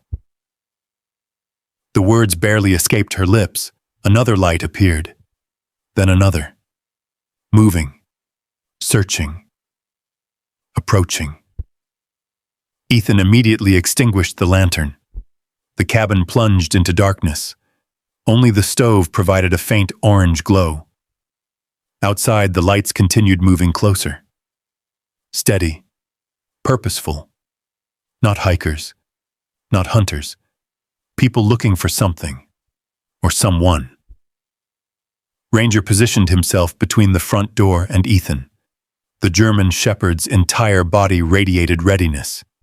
Ethan placed a hand gently on the dog's neck. Steady. Controlled. Focused. The lights stopped approximately 50 yards away. Then everything became silent. Too silent. The kind of silence that feels wrong. Ethan hated that silence, because it usually meant something was about to happen. A sudden crash shattered the stillness. Glass exploded from the rear window. Claire jumped. Ranger barked furiously. Ethan spun toward the noise. Cold air flooded the cabin. Then another crash. A second window shattered. Snow blew inside. The situation had changed instantly. No more searching. No more watching. Whoever was outside had made a decision, and it wasn't friendly. Smoke appeared seconds later. Thin at first, then thicker. Ethan smelled it immediately. Fire. His heart dropped. Someone had ignited part of the exterior wall. Orange light began flickering through the broken windows. The cabin groaned softly. Old, dry timber. A perfect target. Claire stared in disbelief. They're trying to burn it. The realization struck both of them simultaneously. The journals, the evidence, Walter's records, everything inside. Whoever was outside didn't need the cabin.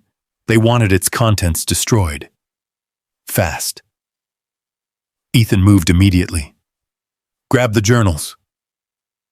Claire didn't hesitate. Together they gathered every notebook they could carry. Maps, documents, photographs, boxes. Years of Walter's work. The smoke thickened. Heat spread through the structure. Outside, flames climbed one wall. The old logs crackled. Snow hissed as embers landed among the drifts. Ranger remained near the door, watching, guarding. Then suddenly the dog lunged forward. A dark figure appeared briefly beyond the smoke. Only a silhouette. A person moving toward the porch. Ranger exploded into action. The German shepherd burst through the doorway. His bark echoed through the forest. The figure immediately retreated into the darkness. Moments later, Ranger returned. But something was wrong. Very wrong. The dog limped. Ethan's stomach tightened. Ranger. The German shepherd continued moving, still protecting, still alert. But one front leg barely touched the floor. The injury wasn't catastrophic. Yet it was enough. Enough to terrify Ethan. For a moment, everything else vanished. The fire. The cabin. The mystery. All that mattered was Ranger. The dog looked up at him, tail still moving slightly, still trying to reassure him, as if saying he was fine, even when he clearly wasn't. The sight hit Ethan harder than any danger outside, because Ranger had once again placed himself between Ethan and harm, without hesitation, without fear, without question. The cabin groaned loudly. Flames spread across the roofline. Time had run out. "We have to go," Claire nodded. Together they carried as much evidence as possible into the snow. The cold air struck like a wall. Behind them, the cabin burned brighter. Orange flames illuminated the surrounding forest. Snowflakes glowed as they drifted through the firelight. The scene looked almost surreal. Beautiful. Tragic. Terrible. Walter's hidden refuge. Gone. Decades of history disappearing into smoke. Yet not all of it. Because Ethan carried the journals. Claire carried the maps, and Ranger had saved them all. The three disappeared into the forest as the cabin burned behind them. Far ahead, hidden among the darkness and snow-covered pines, lay whatever secret Walter had died protecting. And now, whoever wanted that secret had shown their hand. The hunt was no longer buried in the past. It had become terrifyingly real.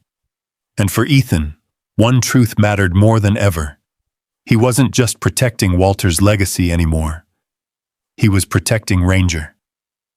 And he would risk everything to do it. Snow continued falling as Ethan, Claire, and Ranger moved deeper into the wilderness. Behind them, the glow of the burning cabin slowly faded between the trees. Walter's refuge was gone. Decades of memories had vanished into smoke, but the most important pieces had survived. The journals, the maps, the coordinates, and the truth they were slowly uncovering. Ethan walked at the front of the group. One hand gripped a flashlight. The other carried Walter's satchel. Ranger limped beside him. The injury to the dog's front leg wasn't severe enough to stop him, but it was enough to worry Ethan. Every few minutes he glanced down. Every few minutes Ranger looked back as if annoyed by the attention. The dog kept moving, determined, loyal, unwilling to quit, exactly as he always had. By midnight, they reached an abandoned ranger shelter hidden among the pines. The structure was little more than 4 walls and a roof, but it provided protection from the wind. Inside, Claire spread Walter's maps across an old wooden table. A lantern cast warm light over the faded paper. Outside, snow drifted against the windows. The wilderness felt endless, isolated, silent. Claire studied the documents carefully. Her eyes moved between maps and journal entries. Then, suddenly, she stopped. "I missed something." Ethan looked up. "What?" Claire pointed to a section of Walter's final notebook. The page contained several coordinates. Most had already been crossed out. Only one remained circled, a location deep within the mountains, near a body of water. Claire unfolded a larger map, then traced the coordinates with her finger. Her expression changed immediately. "What is it?" Ethan asked. Claire looked up. A reservoir. A lake?" "Not exactly." She tapped the map again. "An old mountain reservoir."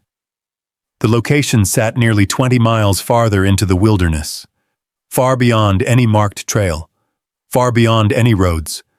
Walter had referenced it repeatedly, again and again, sometimes directly, sometimes indirectly. The more they studied the journals, the clearer it became. Everything pointed there. Every clue, every note, every warning, every path. The reservoir. Claire leaned back. The northern star wasn't the destination. Ethan nodded slowly. The boat was the trail.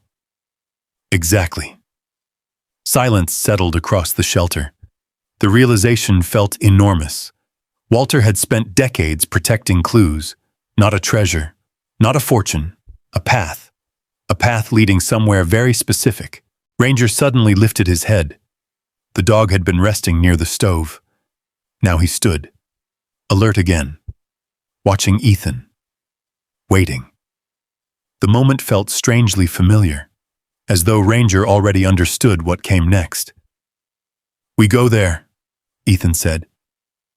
Claire nodded. "We go there." Morning arrived beneath clear skies. The storm had passed. Fresh snow blanketed the mountains. Sunlight reflected across the landscape like diamonds scattered across white velvet.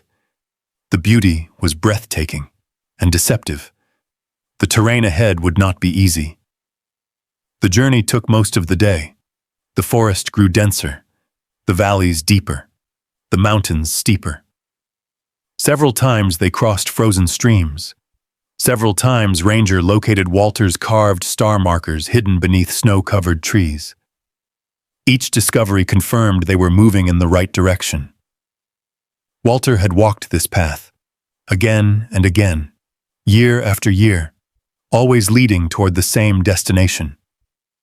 The realization deepened Ethan's respect for the old man and his sadness. How many years had Walter spent carrying this burden alone? How many times had he wanted to explain?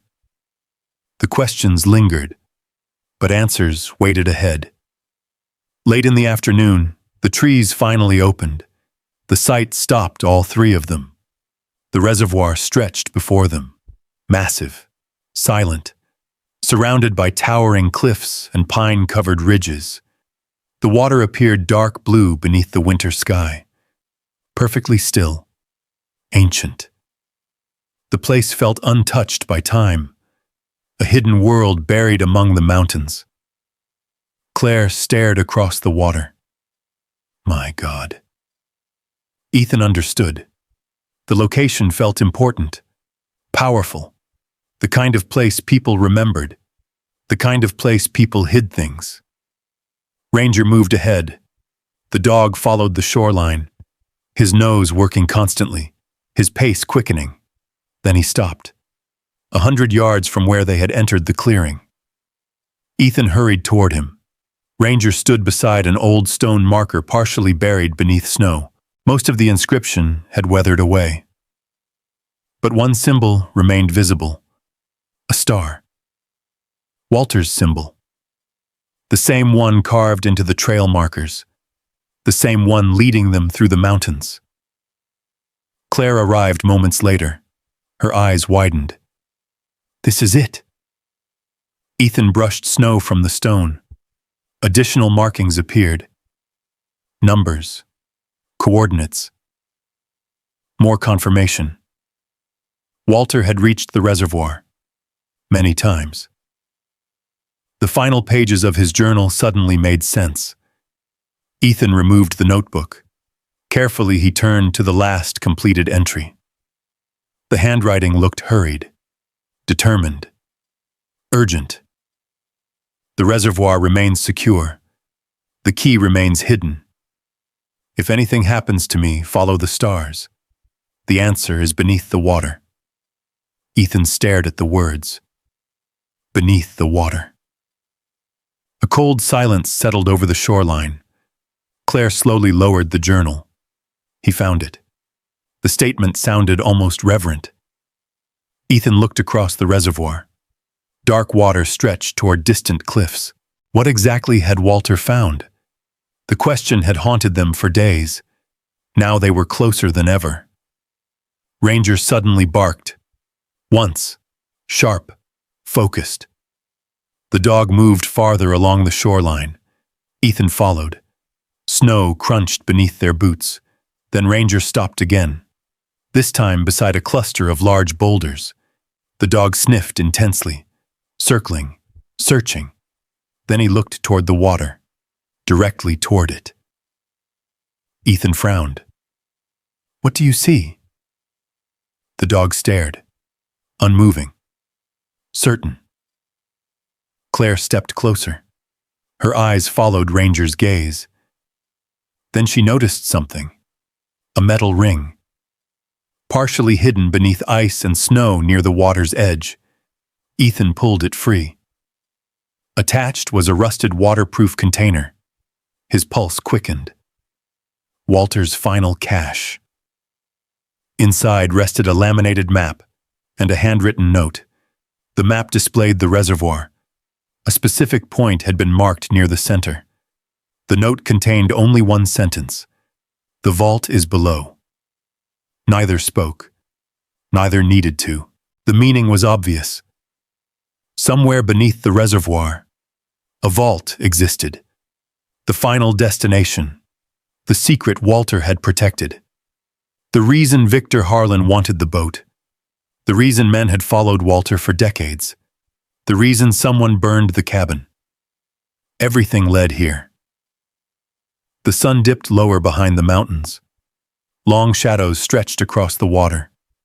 The reservoir darkened, a deep blue mirror reflecting the sky. Ethan stared toward the marked location, far from shore, silent, waiting. Ranger stepped beside him. The German shepherd's injured leg trembled slightly from exhaustion, yet he remained standing, watching, guarding, faithful as ever.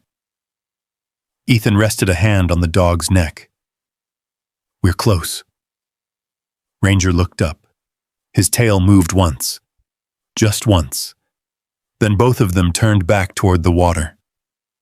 Because somewhere beneath that dark, silent surface lay the answer Walter had spent a lifetime protecting. And tomorrow, Ethan intended to find it. Dawn arrived slowly over the reservoir. The first rays of sunlight spilled across the snow-covered peaks, painting them gold and silver. The water remained perfectly still, dark, cold, waiting. Ethan stood at the shoreline long before sunrise. Sleep had been impossible. Too many questions, too many possibilities, too many years of Walter's life had led to this place. Ranger sat beside him. The German shepherd's injured leg was improving, but Ethan could still see the stiffness in his movements. Even so, the dog refused to rest, refused to leave Ethan's side, refused to quit. The same stubborn loyalty that had carried them through every difficult chapter of their lives. Claire emerged from the shelter carrying the waterproof map. She joined them at the shoreline. For several moments, none of them spoke. The reservoir seemed almost sacred in the morning light, like a hidden world untouched by time. Then Claire unfolded the map. "The marker is about 60 yards from shore." Ethan nodded. The distance wasn't impossible. The cold water would be the real challenge. Fortunately, Walter had anticipated that. Among the supplies recovered from the ranger shelter were several items hidden years earlier. A dry suit, a diving mask, a lightweight oxygen tank sealed inside a weatherproof container. Walter had planned for this. Maybe he had always known someone would eventually come. Maybe he had always hoped it would be Ethan. The thought stayed with him as he prepared. Ranger watched every movement, every buckle, every strap, every piece of equipment. The dog seemed unusually restless. His ears constantly shifted. His gaze repeatedly moved toward the forest, toward the ridges, toward the wilderness surrounding the reservoir. Claire noticed it too. "He's worried." Ethan looked at Ranger. The German shepherd stared back, concerned, protective, alert. He usually is when something important is about to happen. Claire smiled faintly. "Sounds like Walter." The comment lingered. More and more, Ethan was beginning to see similarities between himself and the grandfather he barely knew. Not in appearance, not in age, in persistence. Walter never stopped. Neither had Ethan. At last he stepped toward the shoreline. The water looked black beneath the morning sky, cold enough to steal breath, cold enough to punish mistakes. He adjusted the oxygen tank, checked the regulator, then looked toward Claire. "If I'm not back in 40 minutes, you'll be back." Her certainty surprised him. Then she nodded toward Ranger. "Because he'll never allow anythings." Ethan glanced at the dog. Ranger stood immediately, tail moving once. Ready, always ready. Ethan smiled, then entered the water. The cold struck instantly, even through the protective suit. Sharp, powerful, ancient. He moved farther from shore, toward the coordinates. The mountains reflected across the reservoir's surface. The world seemed silent, peaceful, until he submerged. Everything changed. The underwater world felt strange. Green-blue darkness, floating particles, ancient rock formations disappearing into the depths. The deeper Ethan descended, the quieter everything became. Only the sound of his breathing remained. Steady, controlled, measured. Years of military training returned naturally. Focus, patience, observation. He followed the map. 20 feet, 30, 40. Then he saw it. A structure. Not natural. Not part of the lake bed. A man-made shape partially hidden beneath layers of sediment and stone. His pulse accelerated. The vault. Walter had been telling the truth. Ethan moved closer. The structure resembled a reinforced storage chamber built directly into the rock face beneath the reservoir. Time had weathered it, but not destroyed it. The entrance remained intact, waiting, protected, hidden, for decades. Carefully, Ethan examined the mechanism, then noticed something. A symbol, a small star. Walter's star. The same mark found throughout the mountains. The same mark that led them here. A keyhole sat beneath it. Ethan immediately remembered the metal ring and container found at the shoreline. The key. Walter had hidden it separately. He pulled it from a secure pocket. The metal fit perfectly. A soft click echoed through the water. The vault door shifted. Slowly, reluctantly, then opened.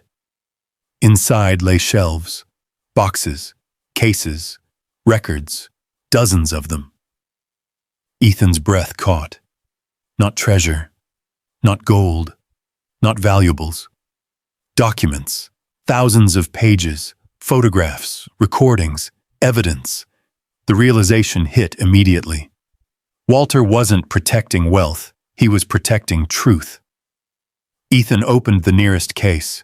Inside were files, official records, government correspondence, investigation reports, witness statements, everything meticulously preserved, everything carefully organized, everything hidden. A waterproof binder rested on top. Its title alone explained decades of sacrifice. Operation Meridian. The name meant nothing at first. Then Ethan remembered Victor Harlan, the notebooks, the surveillance, the years of pursuit. Slowly, the pieces aligned. Operation Meridian had never truly ended. Someone had spent decades hiding its existence. Someone had spent decades ensuring these records remained buried. Someone had spent decades hunting Walter. And now Ethan understood why. The evidence was overwhelming. Not rumors, not theories. Proof. The kind of proof powerful people feared. The kind of proof that could expose decades of corruption and betrayal. The kind of proof Walter had given his life to protect. Ethan secured as many cases as he could carry, then began ascending. The reservoir grew brighter above him. Sunlight filtered through the water. Hope grew with every stroke. The mission was almost complete. Then he noticed movement. A shadow. Not fish. Not debris. A person. Another diver. His stomach tightened. Someone else had found the vault. The figure remained distant. Watching. Observing. Not approaching. Yet, Ethan's instincts immediately activated. The situation had changed. He accelerated toward the surface. The shadow remained below, following. Not aggressively, just enough to confirm the worst. Victor Harlan had found the reservoir. The race wasn't over. It had only entered its final stage. Ethan broke the surface. Cold air filled his lungs. Immediately he heard barking. Ranger, loud, urgent, relentless. The German shepherd stood at the shoreline, every muscle tense, facing the forest. Claire stood beside him. Her expression said everything. "We've got company." Ethan looked toward the tree line. Several figures had emerged from the forest. Distant. Watching. Waiting. One stood slightly ahead of the others. Even from across the water, Ethan recognized him. Victor Harlan. The wealthy businessman removed his gloves calmly, almost casually. as though arriving at a long-anticipated meeting. No anger, no panic, only confidence. The confidence of a man who believed he had already won. Ethan swam toward shore, fast. The waterproof cases remained secured behind him. The evidence had survived. Walter's truth had survived. Now they simply needed to protect it. Victor remained motionless at the edge of the trees, his eyes fixed on the reservoir, fixed on Ethan, fixed on the cases emerging from the water. For the first time, the mystery was fully exposed. No more hidden clues, no more uncertainty, only truth, and the battle over that truth. As Ethan reached the shoreline, Ranger immediately moved beside him. The German shepherd's injured leg trembled slightly, but he stood firm, protective, fearless, ready. Ethan rested a hand on his neck, then looked toward Victor. Across the snow-covered clearing, across the years of secrets, across the legacy Walter had left behind. The final chapter of the old man's mission had arrived, and Ethan intended to finish it. The snow-covered shoreline felt frozen in time. On one side stood Ethan, Claire, and Ranger.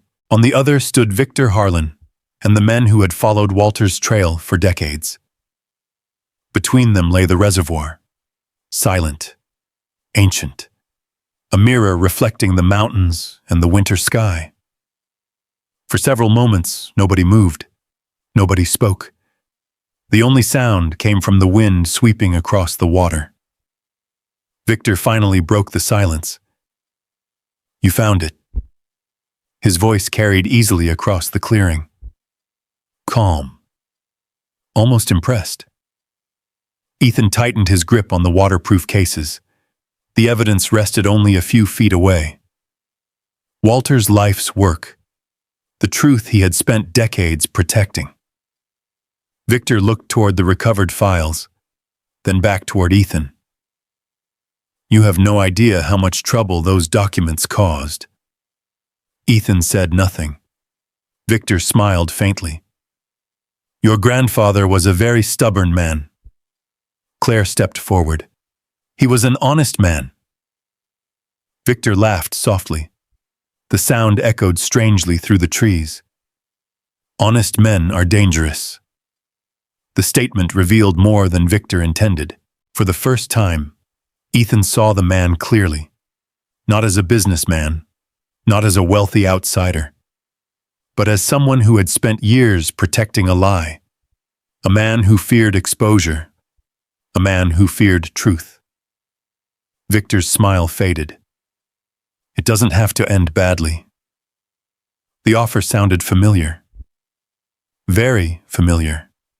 Like every attempt to buy the Northern Star. Like every shortcut.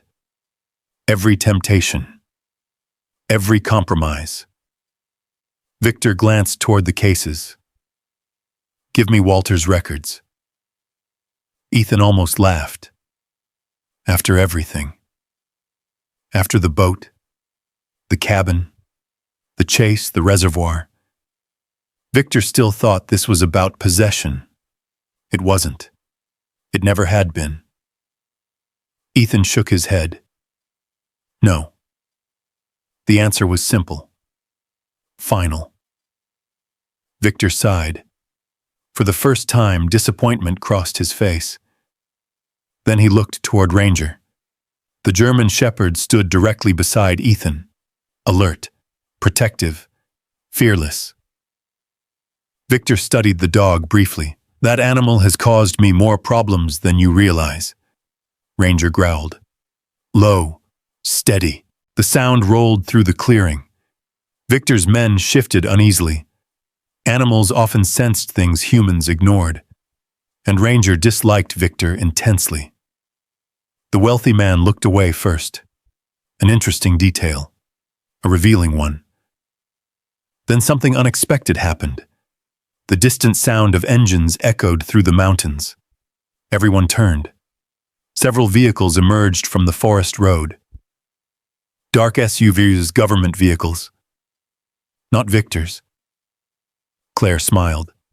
A genuine smile, Ethan. He looked at her. She nodded toward the approaching convoy. I made one phone call before we left Elk Ridge. Relief washed through him. Not because help had arrived, because Walter's evidence would survive. The vehicles stopped near the clearing. Several federal investigators stepped out. Professional, focused, prepared. Victor's expression changed immediately. For the first time, confidence disappeared. The balance had shifted. The truth was no longer hidden. It was documented, protected, verified. The years of secrecy were ending. As officials began securing the recovered evidence, Ethan finally felt something he hadn't experienced in a long time. The mission was over, or nearly over. Hours later, after statements were taken and the evidence catalogued, the reservoir grew quiet again. Most of the vehicles had departed. The mountains returned to silence. Only Ethan, Claire, and Ranger remained near the shoreline. The sun had begun sinking behind the peaks. Golden light spilled across the snow. The day felt strangely peaceful, as if the wilderness itself knew the struggle had ended. One investigator approached carrying a weatherproof envelope. We found this inside one of the vault cases. He handed it to Ethan. The envelope looked old, carefully preserved. A familiar handwriting covered the front. For Ethan. His breath caught. Walter. The investigator walked away, leaving Ethan alone with the letter. Claire remained silent. She understood. Some moments belonged only to family.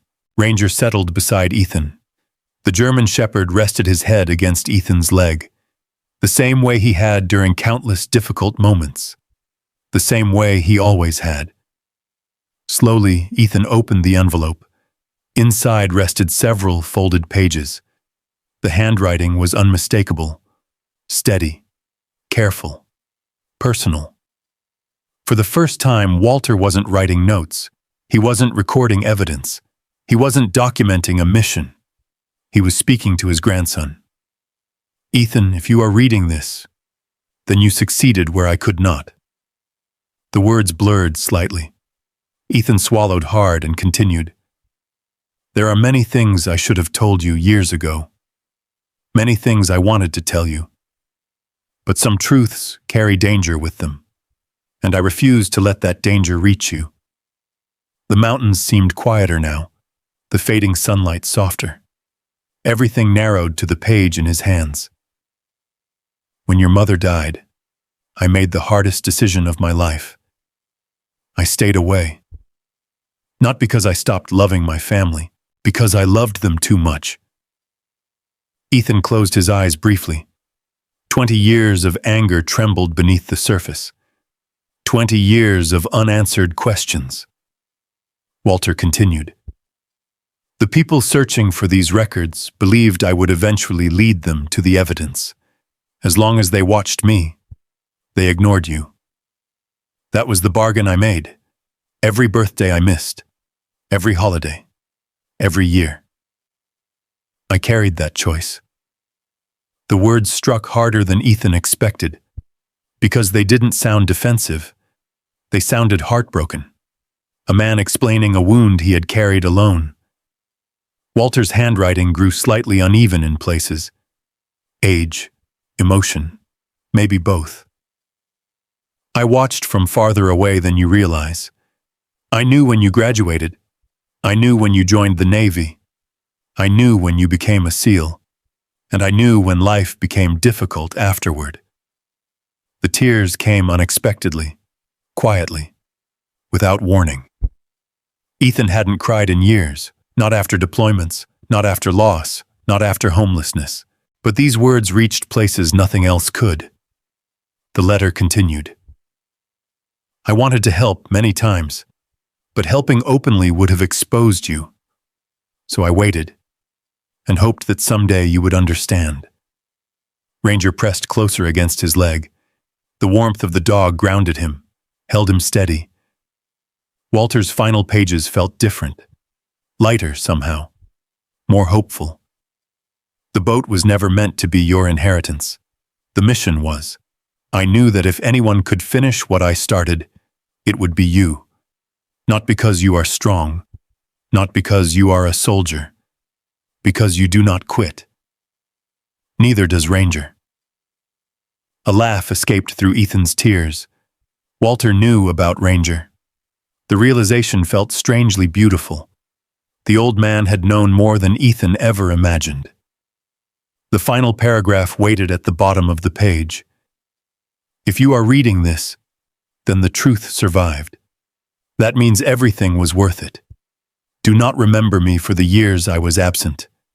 Remember me for the reason I stayed away, and if you can, forgive me. Love always, Grandpa Walter. The letter ended. The mountains stood silent around them.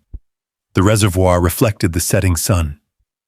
For a long time, Ethan simply sat there, holding the pages, holding the past, holding 20 years of pain. Then slowly, something changed. The anger that had defined so much of his life began to loosen, not disappear, not instantly, but soften. For the first time, he understood.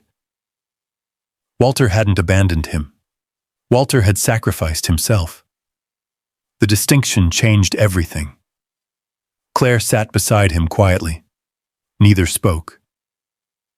Words weren't necessary. Ranger lifted his head and looked at Ethan. The German shepherd's eyes seemed impossibly gentle, steady, loyal, certain. Ethan wrapped an arm around the dog. Looks like we both had someone watching over us. Ranger's tail moved slowly through the snow. The sun slipped below the mountains. The sky turned gold, then orange, then deep blue, and for the first time in 20 years, Ethan Calloway forgave the grandfather he thought had abandoned him. Because now he finally knew the truth.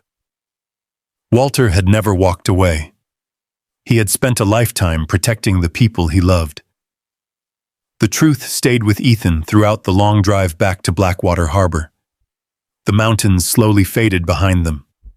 The reservoir disappeared into memory. The snow-covered wilderness gave way to winding highways, frozen fields, and quiet Montana towns. Yet something inside Ethan had changed forever. For years he had carried anger like a backpack filled with stones. Now the weight was gone. Not entirely. Some scars never vanished, but they no longer controlled him. Ranger rested peacefully beside him during the drive, and the German shepherd's injured leg had improved significantly. Every few miles, Ethan glanced over just to make sure. Every time Ranger opened one eye as if to say he was fine. The familiar exchange made Ethan smile. For the first time in years, the smile felt genuine. When Blackwater Harbor finally appeared on the horizon, the lake reflected the golden colors of early spring. Winter was ending. Ice had begun breaking apart along the shoreline.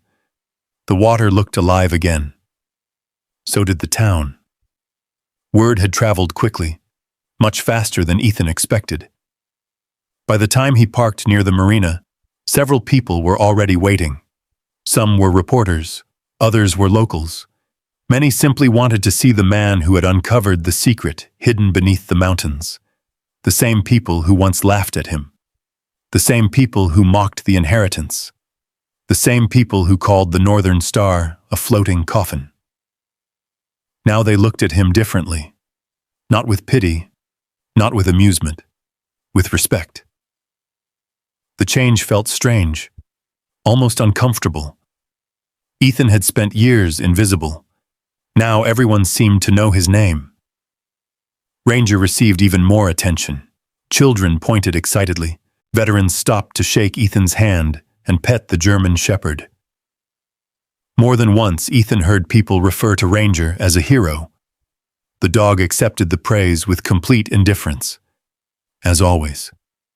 3 weeks later, federal investigators publicly released portions of Walter's evidence. The story exploded across the country. News organizations covered it extensively. The recovered records confirmed decades-old corruption, missing witnesses, suppressed investigations, destroyed careers, lives altered by hidden decisions. Walter's evidence exposed the truth, exactly as he had intended.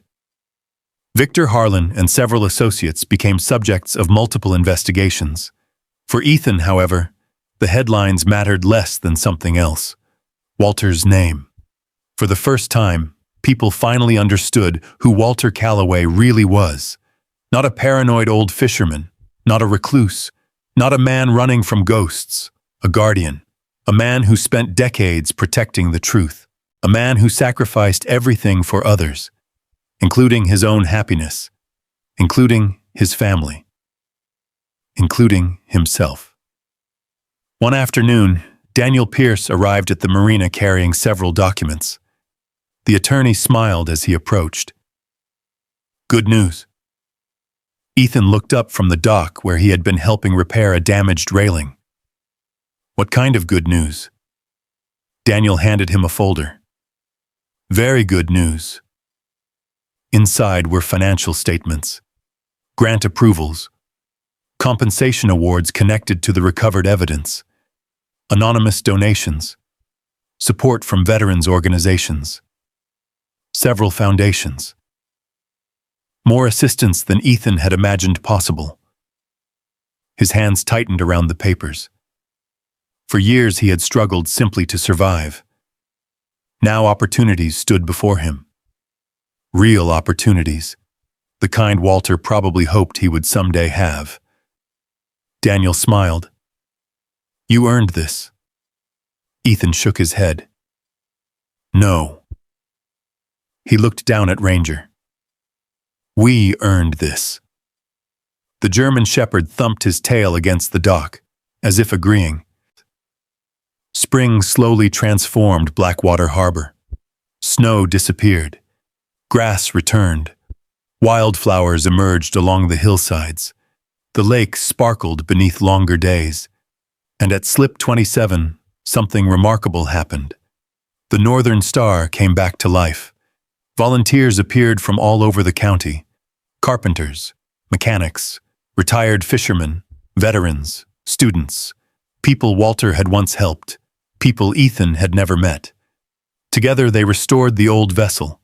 Piece by piece, board by board. The faded paint disappeared. The damaged railings were repaired. The cabin was rebuilt.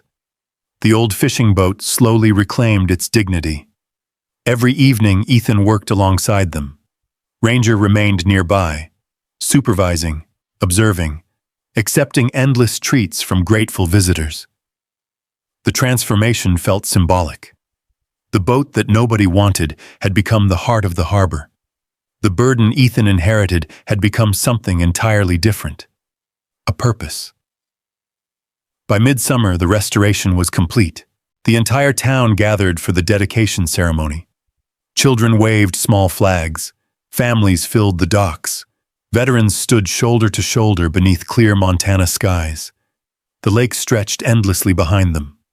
Beautiful, peaceful, timeless. At the center of everything stood the Northern Star, fully restored, proud, strong. A plaque had been mounted beside the gangway. Its bronze surface reflected the afternoon sunlight. Ethan stepped closer and read the inscription. Walter Calloway. Silent guardian of truth. A man who never stopped protecting others. For a moment, he simply stared. The words felt right. Not perfect. Nothing ever was, but right. Claire Whitmore stood nearby. Older now. Tired, perhaps, but smiling. She had become one of Ethan's closest friends, a connection to the grandfather he never truly knew. "You think he'd like it?" Ethan asked. Claire looked toward the boat, then toward the harbor, then toward Ranger. "I think he'd be proud." The answer settled warmly in Ethan's chest. Proud. Not of the evidence, not of the headlines, not of the recognition. Of this, of what came afterward, of healing, of purpose, of moving forward. Later that year, Ethan used part of the compensation money to establish something new. The Calloway Foundation, a small organization dedicated to helping homeless veterans rebuild their lives. Housing assistance, employment support, service dog programs, resources for men and women struggling with the same battles Ethan knew all too well. The work wasn't glamorous, but it mattered. Every person helped felt like another step toward honoring Walter's legacy, toward honoring Ranger's loyalty, toward honoring the second chance Ethan himself had received. One evening near the end of summer, Ethan stood alone on the deck of the Northern Star. The harbor glowed beneath a spectacular sunset. Orange light danced across the water. The mountains stood quietly in the distance. Ranger sat beside him. The German shepherd's fur shimmered gold in the fading sunlight. For several minutes, neither moved. Neither needed to. The lake was calm. The world was calm. Finally, Ethan looked toward the plaque bearing Walter's name, then toward the horizon. A gentle breeze carried the scent of pine trees and fresh water. The same scents Walter must have known. The same lake, the same mountains, the same sky. Only now everything felt different, because Ethan finally understood. The old boat had never been the inheritance. The evidence wasn't the inheritance. Even the truth wasn't the inheritance. The real inheritance was purpose. Walter had spent his life protecting others. Now Ethan would do the same. Ranger leaned gently against his leg. The familiar gesture brought a smile. "You found it first, didn't you?" The dog's tail moved slowly. Ethan laughed softly. Maybe Walter had been right all along. Maybe Ranger had always been part of the plan. The sky darkened. Stars began appearing above the lake, one by one, bright and steady. Ethan looked upward, then back toward the water. For the first time in many years, he wasn't thinking about survival. He wasn't thinking about loss. He wasn't thinking about regret. He was thinking about tomorrow. And that felt like the greatest gift of all. Because the homeless veteran who inherited a rotting boat had discovered something far more valuable than treasure. He had found the truth. He had found family. He had found purpose. And standing beside his loyal dog beneath the Montana sky, Ethan Calloway finally understood that some legacies are not measured by what we receive. They are measured by what we choose to protect. The harbor grew quiet. The stars reflected across the lake, and together, Ethan and Ranger watched the night settle over Blackwater Harbor. At peace, at last. If you believe doing the right thing is worth fighting for, even when nobody else sees it, comment yes below.